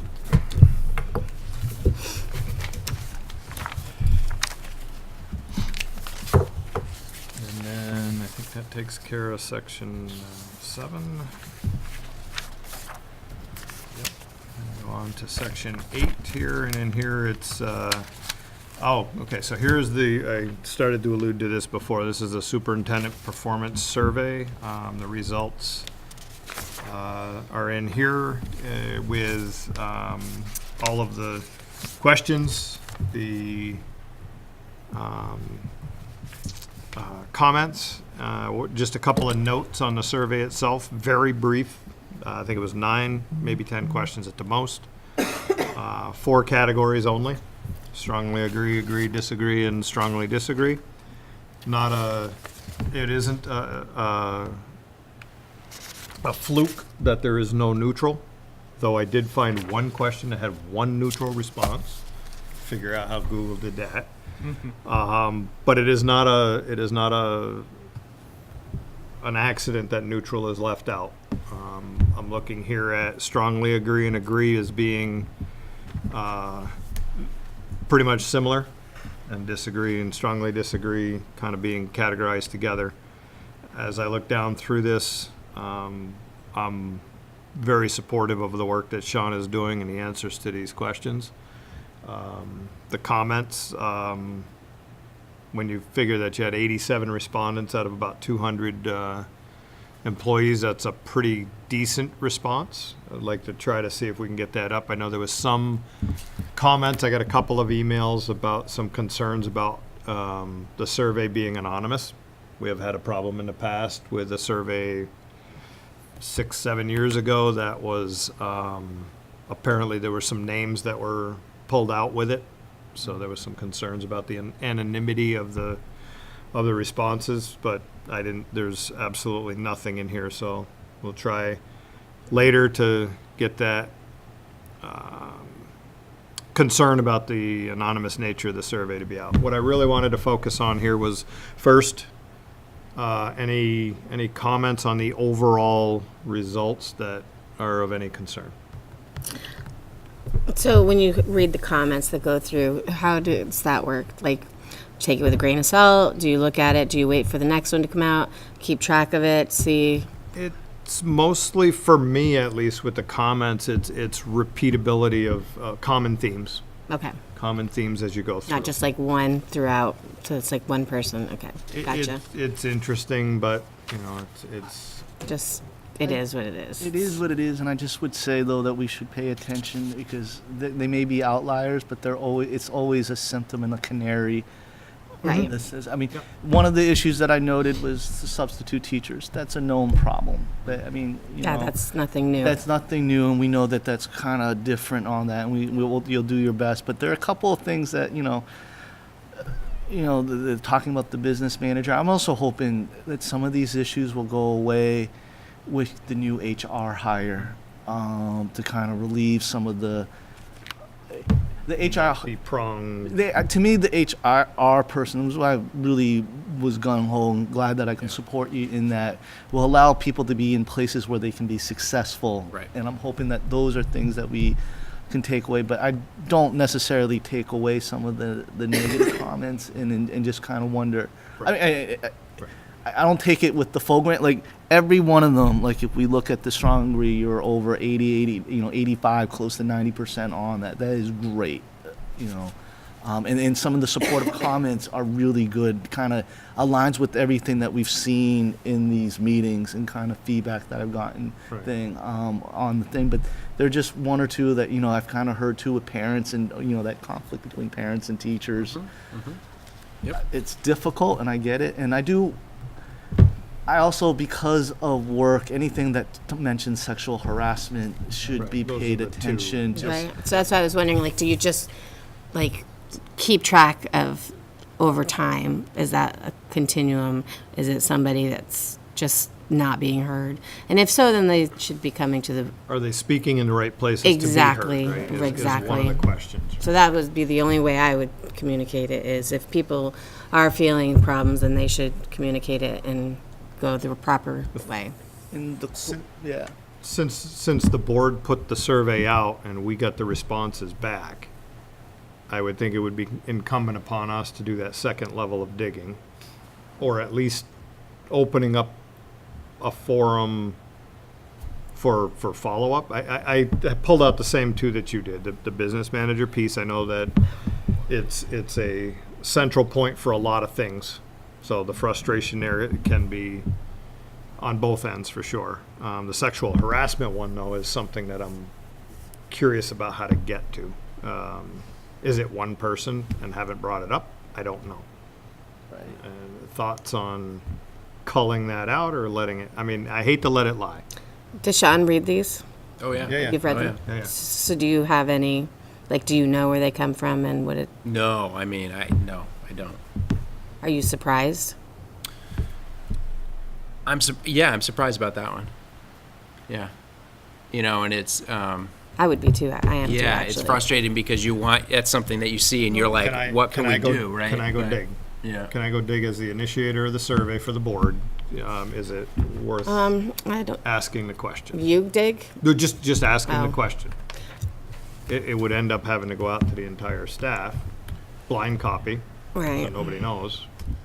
But I don't know what that is opening up.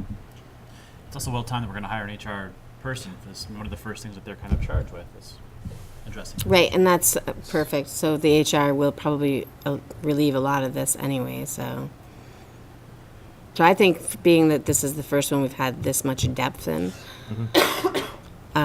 we would just like take notes, keep conscious of it, Right. get the HR in place, and then reevaluate and or resend it or something. And I mean, there's also just that public message that any concerns that you have to make sure that we have that communication as the board's right to hear complaints, because we went through those board policies, right? That right. we don't have to mention it's about sexual harassment or anything. It's just that to remind teachers or whatever, parents, that if you have a process, there's a process to kind of address into. Yeah. There's not much more than we can do beyond that. Well, I I think don't one know. of the things that so there was clearly there's concerns, school safety. Yeah, that's the other. And I wouldn't yeah. say that it was like it's not all over the place in here, and because it is so present in our country right now. Yeah. So I would see some of those things that would be addressed both at a district level by me and at a building level by the principals, particularly at pre-service when we do a lot of that stuff, and then over the course of the year, where we would talk about that, like remember, I wouldn't necessarily say, by the way, in my performance survey, someone wrote sexual harassment twice. We would be talking about, we want to remind everybody this is how the organization works related to those issues, and remember, if you have an issue related to harassment, sexual harassment, any of these other items, this is how you go about going to a safe, informed person to. And there's a fine line here. Like, if we want honest feedback in terms of surveys in the next, whenever we redo this, being able to demonstrate that, like, we kind of heard, not Right. that, like, not that it drove us how you do things and all that, but, like, I want to emphasize that we heard people on this, and that we weren't just cherry picking the good stuff. Right. I mean, and once again, I still wanted to make sure you know that I'm appreciative. Yeah. Yep. The work is really great, but I want to make sure that we're hearing and we're really listening to people, and we're gonna like think about it from a policy standpoint. It could be the crafting of a response to that feedback loop, right? And And that could come from the board to the staff that says, thank you, we had over 87, we had 87 responses. Here were some of the things that we reviewed. And remember, here's some of the things that we heard, and remember, this is how you address those within the Winooski School District. Yeah, I have filled out a lot of surveys through the years at work, and one of the frustrating pieces is the same comments come up time and time again, but nothing changes. Right. Not that you can always change something, but it's the acknowledgement that there's something there. And I think, John, to your point, that's a key point, is that there are ways to get it focused, get it highlighted. And I think, Alex, to your point, with the HR person coming in, there will be an avenue to either alleviate the issue or an avenue to help Right. address it. Right. So I can take a first shot at a response. I really want to do that. I was thinking the end of the year, just a thank you for doing the, filling in the survey and here are the things we heard. Mhm. At least as a piece of that, maybe a spot to do that, because they're all gathered in one place, and it's Yeah. a face-to-face kind of update. So I can take a shot at crafting a first pass, and I think we can even do it in the June meeting before that happens, right? So Right. I don't want to craft something and send it back without a nod from you guys. So, okay, I can do that. But great job, Sean, overall. Yeah. Yes. Thank you. Yeah, what you can get lost is the overall trending in this is Is- really a wonderful commentary and yeah. a great job you're doing. Yeah, 90% of the people, Yeah. more than 90%.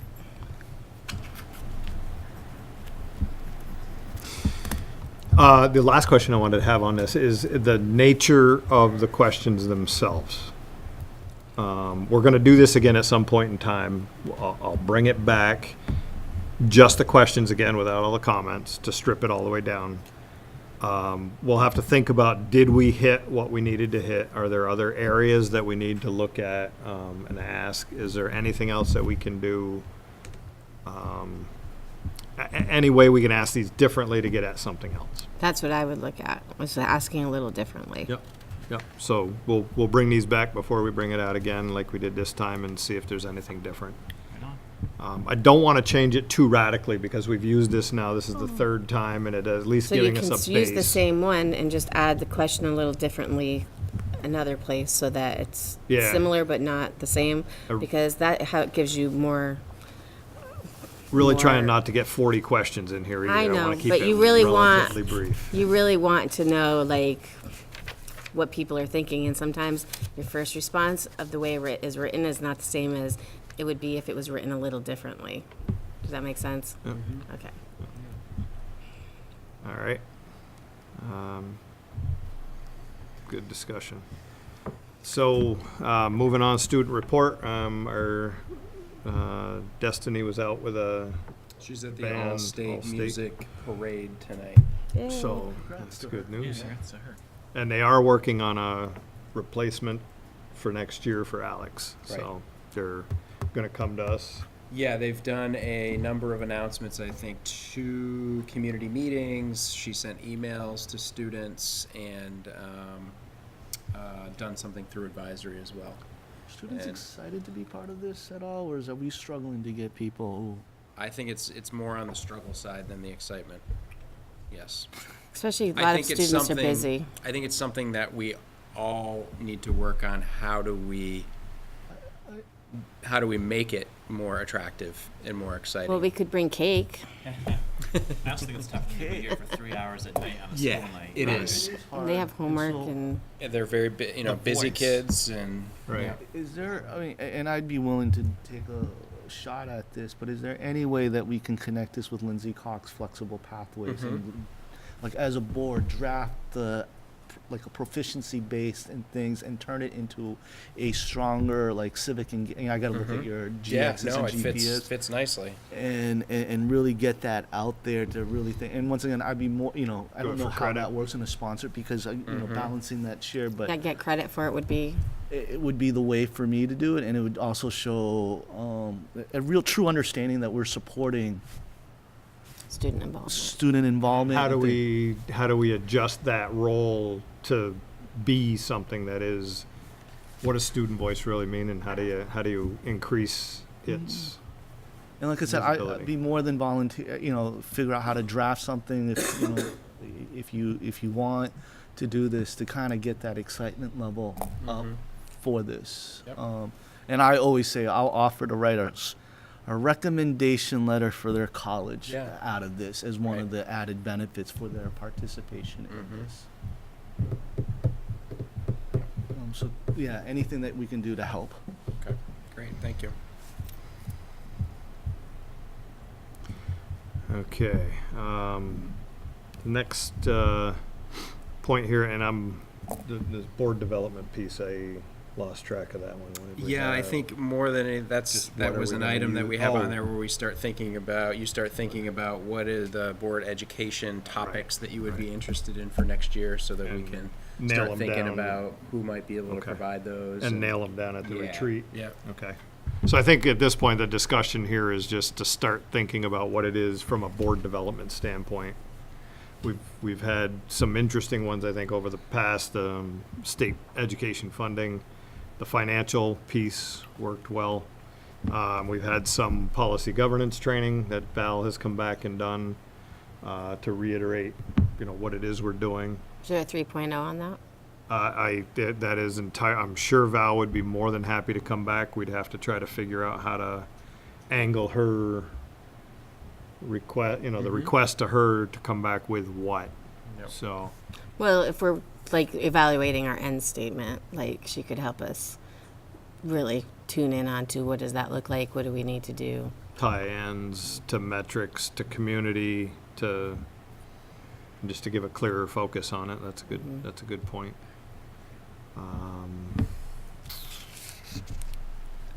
Is this also an opportunity for us to get maybe outside voices to talk about our proficiency-based education? One of the, I think, the harder parts is transitioning our local community to understand this education thing that we have, and everybody on the board here kind of goes along and agrees and thinks about it, but it'd be helpful to sometimes get an outside person perspective to say, like, hey, you know what, you guys are doing a great job. We know there's the rocky slope and stuff, but like, something like that. I mean, I don't know. From what perspective? Just to An help us to- educator, as an a- outside educator. Outside educator, outside community, just to validate what we're doing in one sense. It could be even, maybe it's a professional development opportunity where we go to one of the, a school district, we swap for school districts and hear from another school district that's been doing this. Lessons learned, or I don't know. Like I said, since this is brainstorming time, like this is just me throwing out How many thoughts. school districts are doing it now? The proficiency base. Yeah. Well, everybody is supposed to be doing I know it. everybody's supposed to be doing it. How many 20. are doing it? Without being judgmental, I'd say most are doing it. Not many are doing it to the level that we're doing it. And everybody's doing it a bit differently. I'd I be think we're interested. doing it with a lot of depth. When are we going to know, like, how it's affecting the students for college ready, like college applications and grades and stuff like that? Like, those are all things I'd like to know, how Yeah. that's transitioning and how that's going. Right. Yeah, and when we get a full proficiency-based transcript that's going to go out with and our profile updated, Right. That would be a great opportunity to get feedback from admissions folks and Yep. stuff on all Right, that. and we've already had UVM and Champlain Yeah. tell us that they can give us some level of feedback, obviously not with kids' names on it, but some level of feedback on Once it happens. how those kids are doing. Yeah. Like, do they need remedial math to get started? Do they need remedial English to get started? Those kinds of things. And I'm not going to lie, having a senior this year, I'm so confused. I'm just trusting in the system because I don't understand any of it, honestly. It doesn't matter how many times you tell me. The reporting out. The reporting out is crazy, so I just take it her word of mouth, and she's doing great, and she got accepted into college, so she got accepted into all of them, but she's going. Yep.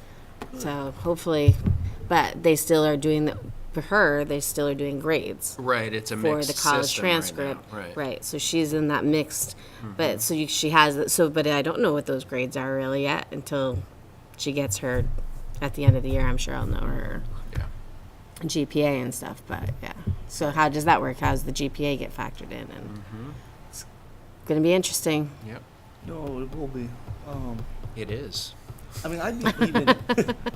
But everybody's doing it, so if everyone in the state of Vermont is doing it, then it's something colleges have to accept. Well, and it's not just Vermont either. I was just down in New Haven with the Bar Foundation, where we have 9 sites that are all. The focus is really widening the ecosystem and getting kids out of the building for learning experiences, and bringing the community into the school. And whether it's called proficiency or competency or whatever, I mean, everybody's doing. A lot of people are doing a lot of stuff out there, but it's also very affirming when you go out there. And like today, Lindsay and I were sitting listening to a guy who runs a school, a competency-based school in Philadelphia, and he went through their whole system of standards and everything, and we're like, we have all of that stuff down to the level that they have it. And I don't know that there's many schools in Vermont that can say that. Right. We need help with the organization of it, with the technology, and how to, create the transcript, the progress report, so it makes more sense to people. And that's kind of where we're at right now. Is that something that higher ed can help with in seeing multiple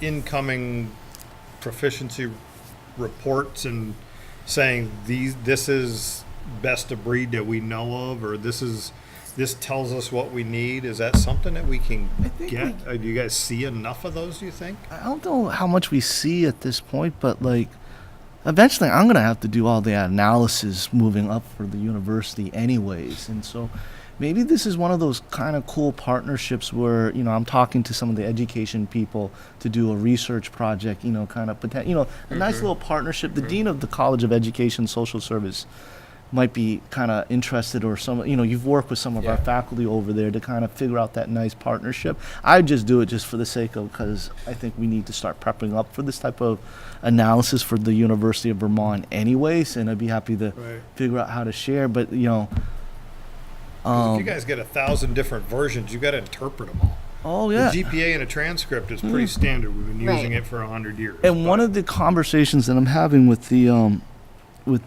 director of admissions at UVM already is figuring out how. Part of this is also trying to figure out how do we make the school more accessible. GPAs and how we rank high schools can be a burden, and how we, really diversify and make it accessible for a university. So those are already deeper conversations that I'm having with the director of admissions. And once the semester's over, I'm actually hoping that I'll actually be able to kind of dive into this this type of analysis for the university, and then I can be in contact with the other like St. Michael's. I know my counterpart there. We can even talk to maybe the CCB to kind of talk about how we're doing this. So it's all fascinating questions, and it's on the top of our minds. And I actually think that we're going to support this. We need to do the analysis. Right. And it also seems like if, again, you're going to see 1,000 different versions of it, you'll kind of get together and put some kind of commonality around it that says these are the standard components we need to see. Right. And then at least multiple people are putting input to it to the same way. So that would be a huge help. And then the other part would be the teaching styles, because, when you're doing it, when you're doing it the way we are doing it, college is very different. So how are they going to assist those students in learning different ways even, or, those are all challenges coming up. It's interesting. It goes to the focus report, right? Some of the focus group, but I mean, what we don't have, and if we do, I know you have a very passionate former student school board member, that would probably come back, but I would love to hear a couple of other students, like even your daughter in a year after her first semester in the spring term. I think you have to wait until 2 years back. No, I get that. I think 2 years back in some ways, but I think also in some ways having a baseline of us having these conversations now to hear what was the traditional and all that potentially. And then when we get those first wave of students into college, hearing their differences so they can have. So what year is the full transition is what you would have to want to start? 2020. 2020 2020 is we'll be graduating with. Okay. Yeah. Those are the ones you want to bring in. Well, those are. Well, but we would be but you have a here. baseline for today. Yeah, but the transition of the transition these kids have gone to, the juniors and seniors, is so much more complicated, because you're just talking about social and emotional, growing up, becoming adults, learning different ways of learning, and the anxiety of going into college. I don't think it's going to be even remotely the same as kids starting at that proficiency base, going into college at 2020, and how they view it. I think it's going to be complete. I think they're going to be happy to just go in and have something standardized. This is what the expectation is. This is what you're going to do without any change, because that's what they're just used to, change, constant change, since they've been. Well, connecting this back to board development, I wonder if having somebody facilitate, or if we could find somebody who has some expertise about how do you connect to graduates to get useful information back, about whatever it is, whatever questions you have as a board. Right. Were they prepared for college? Were they prepared for work? Were they prepared for, life? And, That's the other end of what I was thinking of looking for the universities to say, are your students ready when they get here? It's our Right. students, did you feel Right. ready when you got there as well? So, yeah. Where would that come from, you think? That would be just an outreach, finding somebody to figure out who's done outreach back to recent graduates, right? yeah. Victoria graduates next year. Alumni. I mean, we have students come back and Doesn't talk Jake? to high school students during the break, like December and Right. in May and June. They'll come in and actually sit down with advisories or classes and say things like, "Boy, I wished I'd worked harder when I was in high school." Yeah. Like don't mess around. You should really be paying They need to attention be and working telling hard that because to you're their going to Just need it. little And- adults. yeah, it's. But from a Pictures. board level, how do you get good information from our alumni that's going to inform, the direction that you want to set for the organization? It's also, through some of the community feedback that we've been getting in some senses, that it'd be nice to also say that even though we've been doing a lot of people think we're just experimenting and playing the students, and I think there was some feedback in the Guinea comments pigs, from the yeah. everywhere that you're hearing is that we're just treating these students as guinea pigs, and it's just experimental. It would be nice just a little bit to hear some a combination of couple of stories to say, even though it was a lot of changes, we always had the best interests of the students. And yes, there's rocky falls and up, but there were some benefits. But it isn't. This was not Absolutely. right. Absolutely. And that's and that's why hearing some of these stories on that level would be helpful from a board And you development. could even do that with your senior class. Right. Because I think out of all of them, last year's graduating class and mostly this one, the transition of it has just been Right. And it's a message that we can come out really upfront, and say, like, we got really good administrators and teachers here who are thoughtful, and the interest was on the students. So, from a perspective of board development, on the first component, is it worth potentially, now that we're 2 years, maybe it's 3, I hate going back through time, but since we've had the admissions folks in our meeting, is it worth potentially having them back and asking this second level of questions? Right, we asked them the first time, how do you know kids are college ready? And they told us essentially they can work in teams, Right. they're persistent, you can't knock them down because they keep getting back up. Curriculum was actually third. That sticks in my mind like it was yesterday. But is it worth having that admissions group back in here and now asking what they're looking for in those proficiencies, how they're seeing different pieces? Is it worth maybe doing that from a development standpoint? It'll give us a little more insight on a broader range. We'll just do a forum like we did the last time. 3 or 4 different places, Champlain, UVM, St. Mike's, CCV, admissions again. I don't know if they have enough more, just again, throwing it out as a possibility for. when did we do that last forum? I'm going to tell you it's 3 years ago, but Is it 3? it's been all of 3. Feels like Have to look yesterday. back in the board Yeah. minutes, but Yeah, it might be interesting I to don't, see is it how a development activity that we could, would it be a development activity if we had them in here to ask? Sure. Yeah, because those are all good. Now we all know more. They all know more because they've gotten Starting to see them. the couple waves, I think. Yeah. That may be an interesting, I having that forum, those sets of forums was probably the best, were some of the best same meetings we've people had. because they were more aware of what was going on. Right. So if you ask the same people, they'll be able to. and I think it would be Still important then to have some teachers and have some students be a part of that. Absolutely, and Too. also Yep. some So- business areas that for the career. Are they seeing more students come out getting a job that doesn't always entitle a school and No. That's a good way of measuring your ends too. Yeah. Yeah. And other things to think about,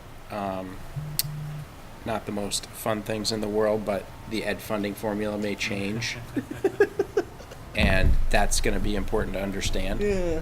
Again, we might want to have somebody come and talk about that. And we know that special ed funding is going to change. So that will be important as well. So Okay. the other items sound like a lot more fun, but Plenty of topics. Okay. But, yeah, that's good, because that'll have a budget impact for sure. Potentially. Maybe we just invite, the governor to our school and talk to him. That is not a bad idea. I'm just saying, We've say, what reached are out your in the past. expectations of small schools like us? And No, I think it's more of this is who we are. A lot of where you're I going. think we should invite him. That's Give me enough notice so I can close the daycare and go. close the day to care for a day. Because it's not going to be at night. If we do a governor day, I would encourage us to do it on a day when the high school students are presenting on their, I hope I got this right, the GXs or GPs presentation, and then have them stay over to talk so that we can really highlight the proficiency-based education and what it really means. And it kind of reaffirmed him that this is the way that it should be going, because I know that right now there's probably a little bit of movement and anxiety of wanting to overturn that in rumblings. And I kind of want to drive home that this is the right thing and kind of really emphasize that what we're doing is special and great for the state. Change takes time. It does. It does. Yep. All right. Well, it sounds like we got plenty of potential options and we'll bring them back up at the retreat. And I got a pretty good list here we can put together. Make sure we can bring it back at the retreat. I think. Okay, so we're at policy. 511, prevention of harassment, hazing, and bullying. This one was long. And I guess by definition, the procedures, I think it has to be. Yep. Sean, I'm going to start with you, I guess, because I think there was another model policy, but I think we're following it almost to the T Yes. already, right? Yep. Okay. So we can take that one off the hook. Any changes from your perspective in dealing with these over time? Anything that... It is a cumbersome process Yeah. for administrators and guidance counselors and others that get involved in it. Obvious. But it's prescribed. Mhm. There's not a lot of wiggle room for us to Yep. change anything. Right. There isn't, for sure. And procedures are pretty well prescribed as well. Critical. What kind of a job do we do with this policy? I know it's the timings, the communications. Do we meet the timing needs that these things? Okay. Yeah, it's complex because you're not always dealing with accurate information. You're often dealing with perception, and you're dealing with different perceptions within a single incident. You often learn new information as you're going through it that may change what type of an investigation you're doing. And and you're trying to do all that investigation while at the same time there are requirements of communicating them to parents, to the appropriate staff members that need to know. There's confidentiality that really is upsetting to some of the parties involved when you can't disclose specific information.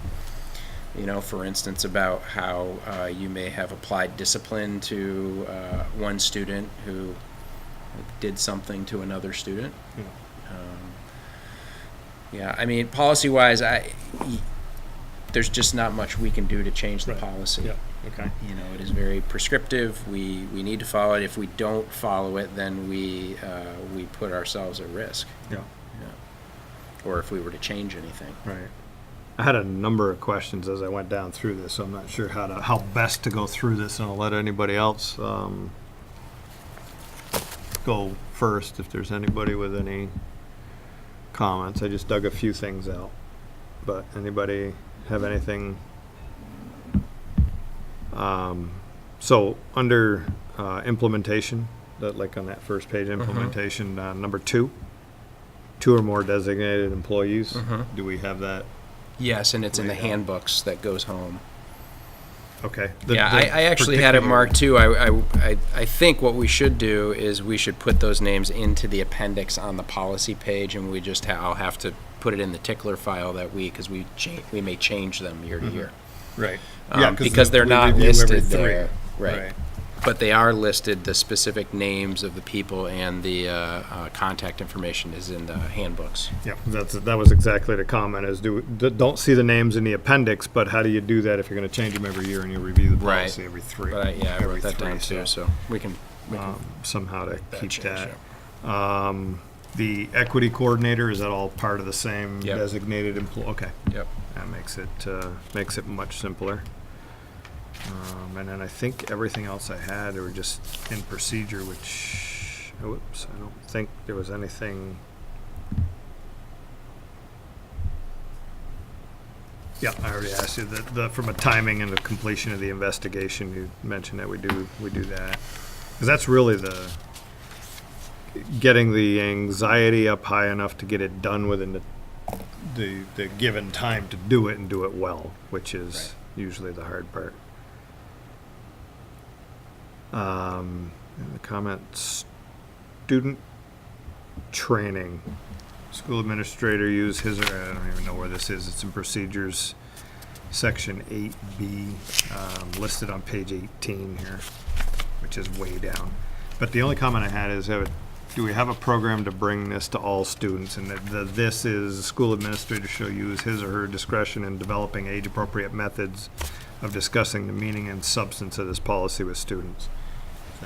Yeah, Does the that way it necessarily gets done is different across the school. So it gets done at the elementary on a classroom basis through the guidance curriculum.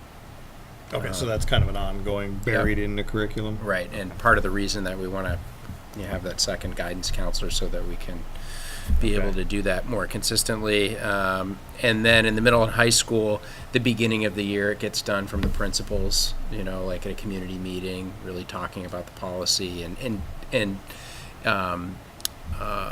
abbreviating it into kid language and, not 18 pages of procedures. So that'll bleary-eyed in No, about 30 seconds, for sure. It's talking about what harassment means, what hazing means, what bullying means, because people do confuse those, particularly harassment and bullying. They confuse those terms quite a bit. Or something that just isn't nice, but it's not considered bullying or harassment, and that's where we find a lot of misunderstanding. All right. Anything else? All right, I would accept a motion to, we're not, we're gonna It's a do that first in read, that. yep. First read, sorry. We already did, a second section there. Legislative updates, my goodness, those are coming fast and furious, but, lot of last minute work again for, like you said, the special ed funding in general, special ed component of that one is the one that leads me down we're going to have all these mandated needs, but we're not going to pay you for them, right? The unfunded mandates, and that's where those can come in and I think be a serious challenge. So I put the 5-year plan in your packet because that's been the latest. And I don't know if you saw yesterday, but VSBA, VSA, VPA, the Special Ed Director Organization, the Business Manager Organization, Vermont NEA, they all had a press conference yesterday at the State House and basically said to the legislature and the governor, please don't do like you've done the last couple of years and do these backdoor deals without our input into the process in the last week of the session.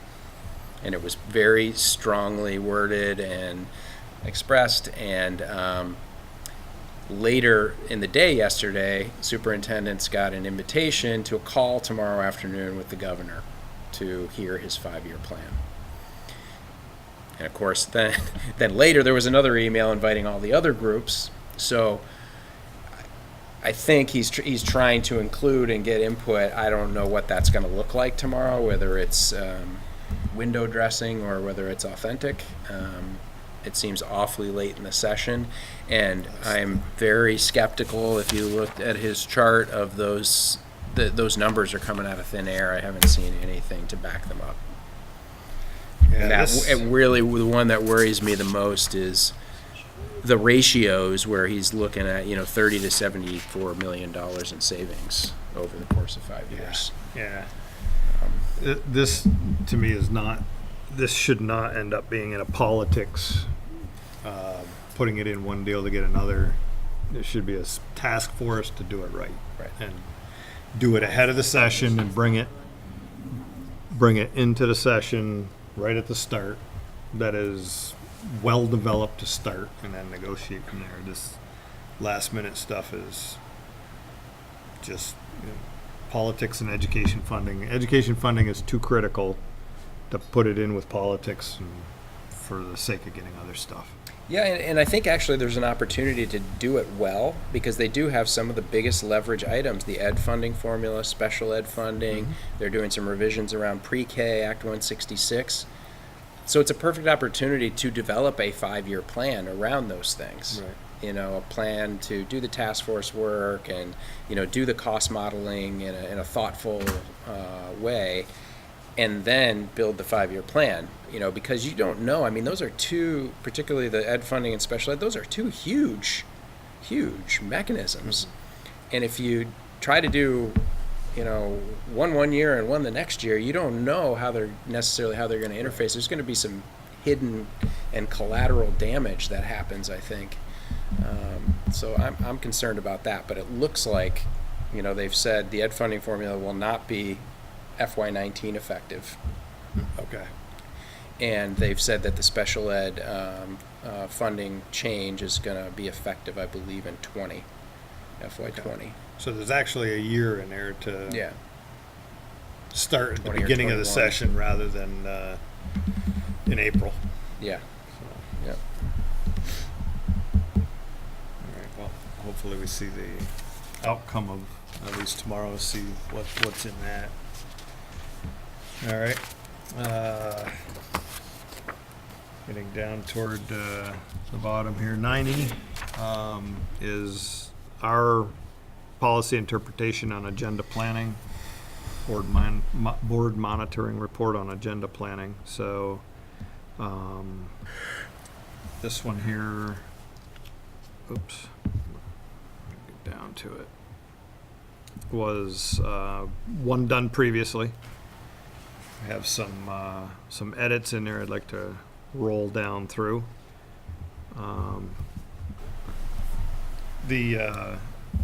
So in Matt, thank you for helping to do some sanity check on this. I'll be coming back as we bring these back to you guys to try to help make sure we're on track. So in the red, any thoughts on that? I'm gonna pink. I'm sorry, on the, so the policy piece is actually, at the top. The interpretation is the point where we would be talking. Any changes to the policy itself, we'd have to bring those back. So we'll work with those if there are changes that need to be made.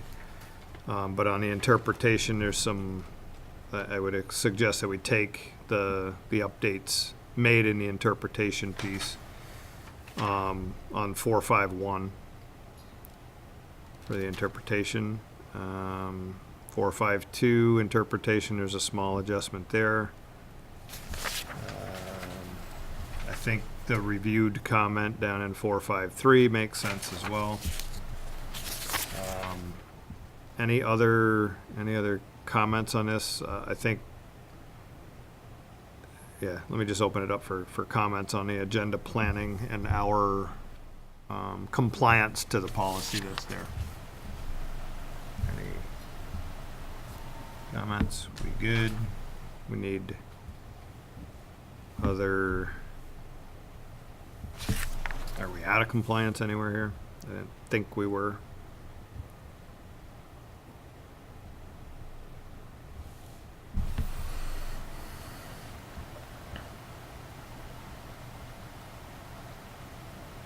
I don't see any.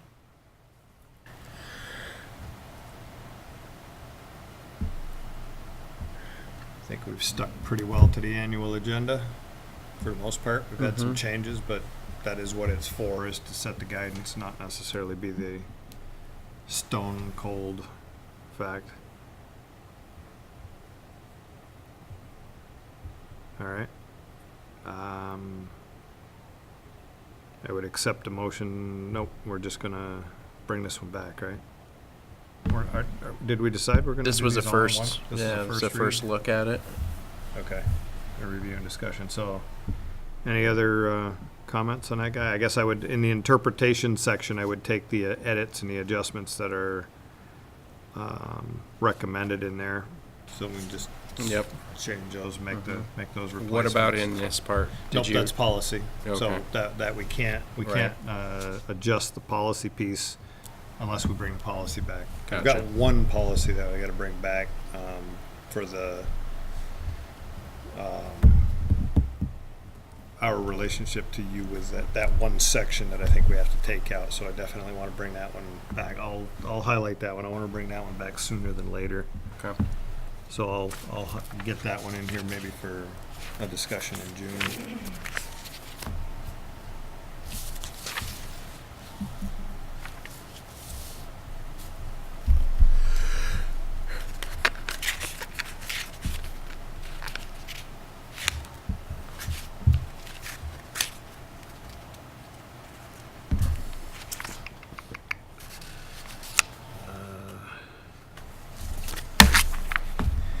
All right.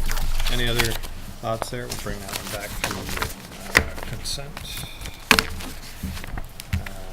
Next, board retreat date. We're trying to set a retreat. We've gone from somewhere in the early part of August. Typically what will happen is we'll have our June meeting. We will not have our July meeting. We've at least in the past couple of years, given the July month reprieve. We had been doing a retreat in August, in the early to mid part of August, to be the August meeting. Last year, I don't remember if it was the year before, but we moved the retreat to the latter part of August, and last year I think it actually slipped Administrators. to do earlier August Late August was hard for them. because of the timing of everything else. So a board retreat date, should we look at it being a normal August 2nd Wednesday, but push it to the Saturday? The retreat will be 4 hours, Saturday morning, 8 to noon for the morning folks. I could consider 8:30, but maybe not. Get it done early. You can do 8 to noon, and you can just do the first half hour as a coffee, and I'll be there at 8:30. Okay, perfect. Duly noted. Actually, I'd be there at 8. It's fine. But should we keep it back into August? Is that, Sean, do you think the administration, your folks would matter much if it's in Yeah, that I mean, hit and the miss hard part is vacation? that whole like end of August, beginning of September is for building level administrators is tough, Yeah. you know, because either it's right before everything starts, you know, because teachers come, I think it's on the 21st of August, Monday. And then kids come that following week, you know, and then there's the Memorial Day or Labor Day break. But then we're into a September board Right. meeting. So So what if we were to set it for like the second Saturday or the first Saturday even in August as what our normal board meeting timing would be? we get into some vacations is what we're gonna hit. Yeah, that'll be, But yeah. if we set it now and we have My vacation's already set, so. 95%. Yeah, I'd have to check with my team too, because I know, I told, I've had them I think it's like a month invaluable. ago to get their vacations in the, Yeah, Yeah. because I think it's invaluable to have your team there to look backwards Yeah. and then look forwards. I think it Yep. just kind of level sets everything, so that's. Sean, do you want to ask your team what they prefer a date, what they think would be best, and then we would try to accommodate that? Yeah, just pick what Saturday is best for all of them and then let us know. Should we just term it the first or the second Saturday? See which works better for everybody? 11, I won't be able to do the Of- fourth. Of Which- August. of August. Yeah, the first I don't think would work for sure. Yeah. I know That's a very that's a popular week popular where people week. are away. And people like to go, and I like them to get out of here for a while before Right, right. they come back to Yep. rejuvenate, get ready. And that becomes the issue with the summertime, and that's, Yeah. I don't- I mean, one thing we could think about, right, is September is usually the joint meeting with the city. Yep. So if you wanted to have your meeting in September later in the month, then we could do we could do the retreat, and we wouldn't be bumping up, right up against the regular meeting. So if we thought about So we wouldn't have a doing meeting it, on a Wednesday and a retreat on a Saturday, just push the meeting. right, like if you did the joint meeting in the third or fourth week of September with the city. Because they do 2 a month, right? So we just Yeah. hit their second one. They do every, Is it first and third Monday? yes, Yeah. First and third Monday. yes. Might not be a bad idea if it's not, I mean, that timing isn't a bad Yep. timing as everybody's back. Vacations are probably not gonna be had in the first month of school. No. No, but you got Labor Day weekend, so it'd have to be like the Saturday after that would be good, probably. Right, right. And then I think if we were able to do the retreat, either, I think it's September 8th is a Saturday or even the 15th. Yep. That gives us a little chance to get pre-service and get the kids in the door. And Sounds good to me. so how about I'll Try for the 8th. talk to Jesse and see if they have their schedule and if we can schedule the joint meeting, and then I'll look at that date and Right. the monthly, no, just tip- that, yeah. So typically the joint meeting, we talk about the MOU, other things that are going on. Well, we wanted to actually talk Um, about bond, all the stuff that's going on with, the Yeah. capital, because Jesse and I, meet and talk about that and stay in alignment, but it'd be good for the council and the board to talk about it because they passed the vote yesterday. Okay. They've also, got the pool renovation on the docket possibly. And hopefully by September, they will know how much it's actually gonna cost to do the Main Street revitalization, which will impact some of our planning too. Right. The only concern I've got with that is when we meet with them, we meet here or there. If we meet here, we can continue and finish any other business we need. We can tailor the agenda a little bit. But if we meet, and I think we're due to meet with them on their home court this time. I think so, yeah. If that's the case and we're done with the MOU discussion and we still have business to do, where do we finish that? Mm-hmm. Right. Yeah. I mean, we can come back here. That's a little inconvenient. I Mhm. don't think they have any other space down there. They got a couple of holding cells downstairs. It'd be a little uncomfortable, a little space constrained, but I'm just not sure how we finish the meeting and finish the business. Or I don't know, we can cut the agenda. You could do the business before. You could start at 6 or something. Down Yeah. at, and, because they start at 6:30. I don't know if they start at 6. Maybe they start at 6 actually. But So that would be my biggest do start concern, at is that we 6. can't finish, right? Yeah. We just, I don't want to leave too much unfinished. If we Right, got to finish it right. in October, it's going to be yeah. a long run. We could come back here, not necessarily ideal, but Mm-hmm. 15-minute travel wouldn't be all that bad. What do you guys think about that? That's fine. Meet with them for the MOU, bond discussions, come back here, finish the work. It'll be a Monday night. It'll be an odd time. Sure. That work? Okay, so we can probably make that work then. Then we can check with Yep. Jesse and see if we can jam that in. So I have a Good. question when you're done with that. I don't want to forget it. Okay, I think that pretty much, so we'll do the board retreat, look for the 8th. Regular September meeting joined with the city and see if we can finish. All right. Go ahead, Jen, sorry. So, going through, and I've looked through it, and I've taken a class in the whole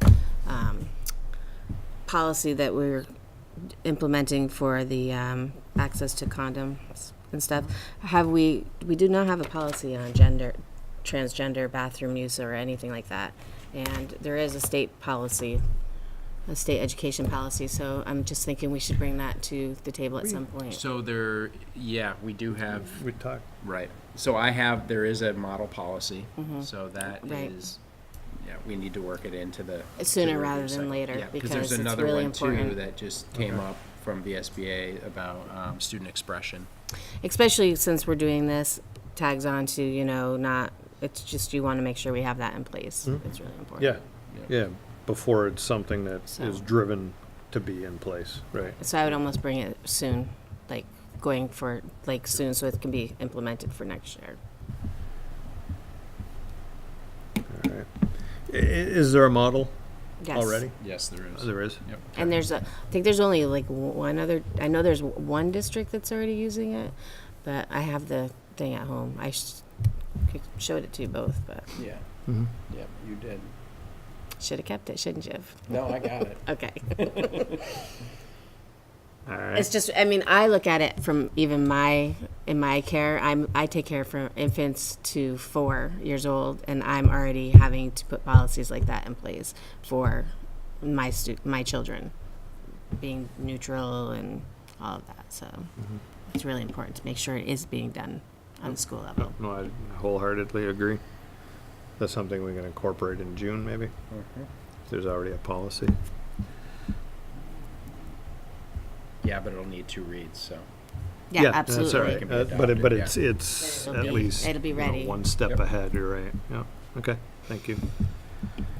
All right. I'm gonna just quickly reverse 10 A and B and run down to the Winooski Student Focus Group report. And Alex, if I can turn it over to you to a pretty decent piece of work here. That's greatly appreciated. So if you want to take us through it, what you gleaned. Basically, the end product of the student focus group that we conducted back in February. Amazing how time flies. And during this time period, we gathered a whole bunch of student data to kind of basically figure out what is the voice, how are we doing, and just to remind you, we asked basically 4 questions. What are the students proud of the Winooski School District? What do you think are the strengths? What do you think are areas of improvement, and what are where does student center mean to you, and all that? And then also for the middle school students, we actually asked, are you excited about high school in Winooski, or what are you planning on it? And kind of gathering all the data, we then and how we collected the data was a lot of sticky notes and handwritten notes, and then we put in an Excel format, and then I started categorizing the comments.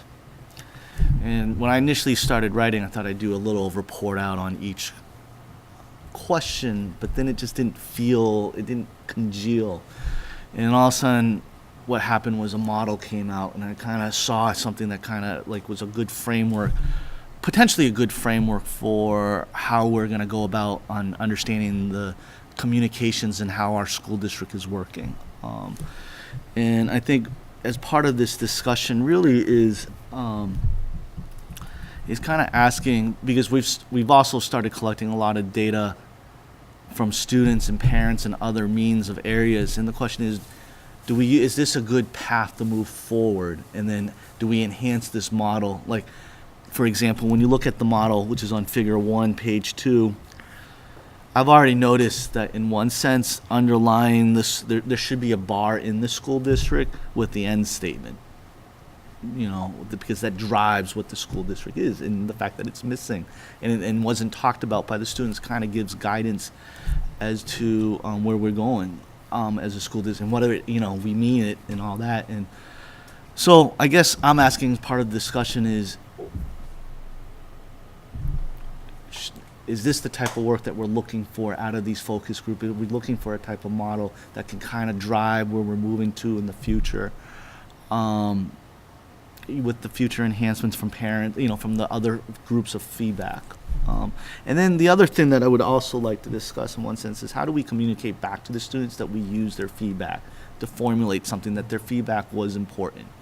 As you well know, that I'm very big on feedback loops and making sure that people know that we're paying attention, we actually utilize what they're doing. Yeah, that is a big deal. You get better feedback the second time around. Mm-hmm.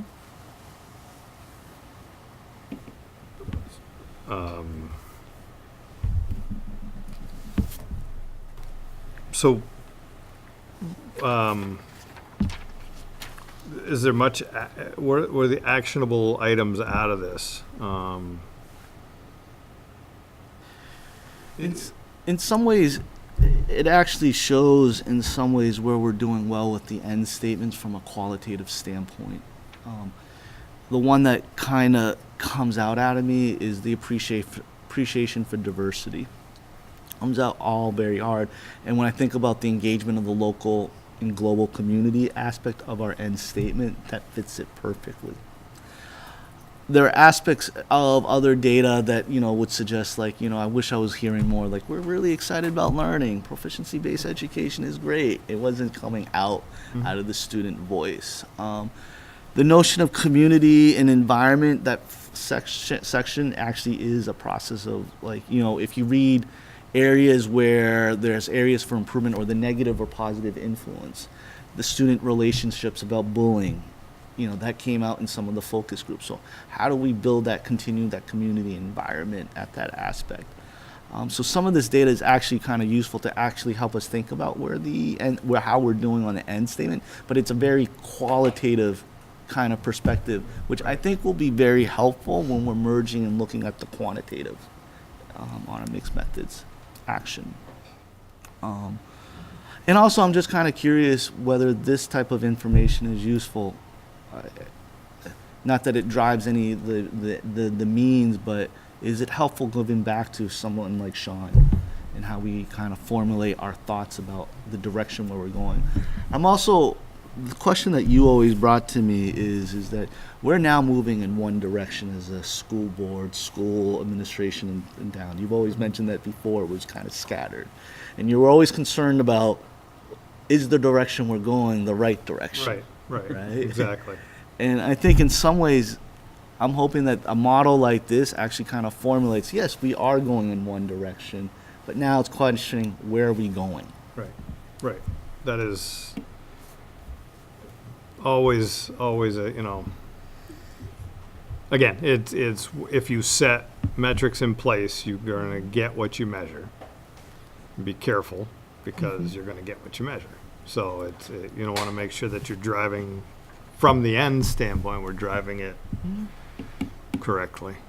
And I think also what is helpful with this model in terms of action, which is what we're doing, and it's what Tori and I are doing from a school board perspective, is that notion of areas of communication.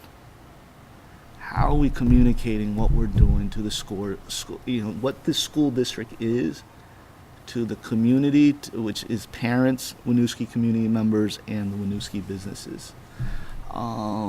Because it does highlight in what we were learning from what the students were saying, where are those areas where we can do it, and kind of help out on that area, because it shouldn't just be the schools that doing it. It should be in some ways us educating the direction where we're going. Hopefully it's aligned with what the school district is doing, right? Right.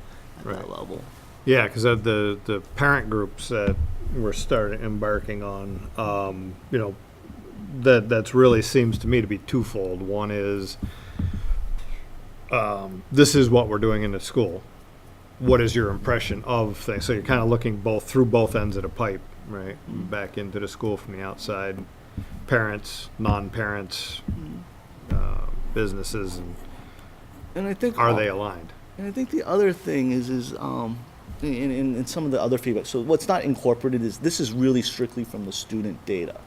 we haven't, like, I didn't want to start incorporating parents and all that if you all thought this was just whack. Like, Alex just went off the deep end and you shouldn't be doing this.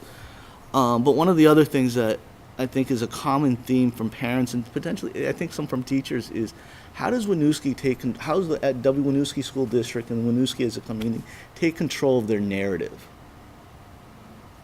Yeah, that's That's- always been our biggest It challenge. should definitely be a focus of our retreat this year to finally figure that out. And that was part of what we had last year, right? Yeah, How do but we now use, it's- yeah, Which is what image. you're doing. So with the data, I mean, I enjoyed reading it.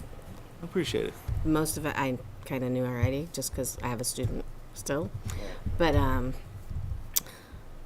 taking this and then like really thinking over the summer what each individual and our community, individual communities within the community, and trying to put something together to what we want it to look like when we talk about it outside of this room. And I think that's what we're starting to embark on, right? How do you move down that path? I got Friday night. You do have Friday night. Getting a focus group kicked off. See where it goes. But yeah, this is the kind of information we get out of those, and we can consolidate the parents as well. Mm-hmm.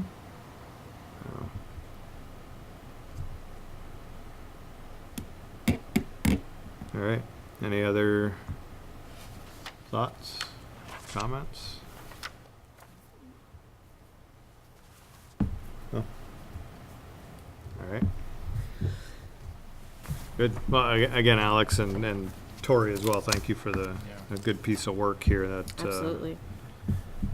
Here's the Yeah, one please. question I do have. So how do we get back to that relationship with the with the students? To say that feedback. loop. Yeah, to say that like we heard you. Is this like and, Are and there- if you Are have there a suggestions. couple of nuggets in there that you would bring back? We heard you. Is there a message comes out of it? Stands right out to you?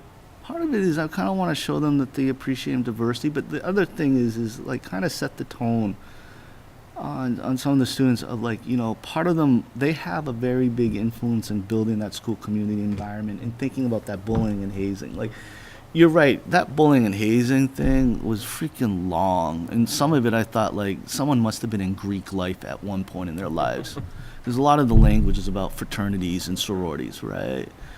But it's kind of showing that the students have their role is humongous in building that great community. And like the bullying that they talk about that we hear, I didn't fully flush out here because I didn't want to nitpick, but it's kind of like telling the students that they can be part of that community and they have the decision to make. Part of the Winooski. solution. They're part of the solution, and yes, everything is not perfect, but they can be every bit as an owner of their own education here.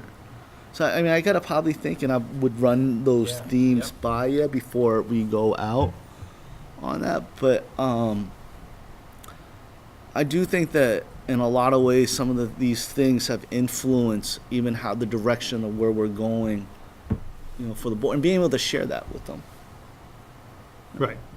That again, that goes back to the feedback coming back to them, right? Mm-hmm. Yep. All right. Good. Any other community? Before we close Oop. community engagement, we talked Yep. about having, I'm not sure whose turn it is to write the newsletter this Oh, month. yes. I think that it's isn't me. in here, is it? I need to do it by Friday. I think it was in the agenda, not in the agenda, but The minutes from last month. I missed it. yes, the minutes from last month it is, because that's where I read it. Did you So want do me you to? feel like you have topics, Alex, or do you need us to help generate topics for you right now? I had a topic when I was driving, and now it's just slipped my mind. But I'll write something. I think I was going to talk about ownership of learning and something about that to kind of move on. I was glad to see I wasn't on it. Okay. Nothing. Yeah. All right. So you're good. Topic wise, that sound like it I would think work. so. Yeah. Sounds like it would work. All right. We will though, however, we do a newsletter in July as well too, right? Yes. And August? Yep. Okay, so those are gonna be, So we'll bring them back. We'll bring them back. June will be okay for the July one, but August will be blind, so maybe we can talk about two. So, yeah, We'll talk about two back to back, smart. see where we go. Part of it may be the capital Mm-hmm. update, Mm-hmm. and we can talk about where we are with that probably in July, but Mm-hmm. timing wise, maybe Yeah. that should work. Okay.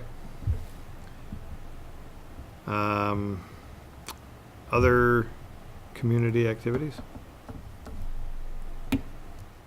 We do, this evening also have an executive session that will be relatively quick. Other than that, any other topics, discussion? I would accept a motion to move into executive session. So moved. All those in favor? Aye. Aye.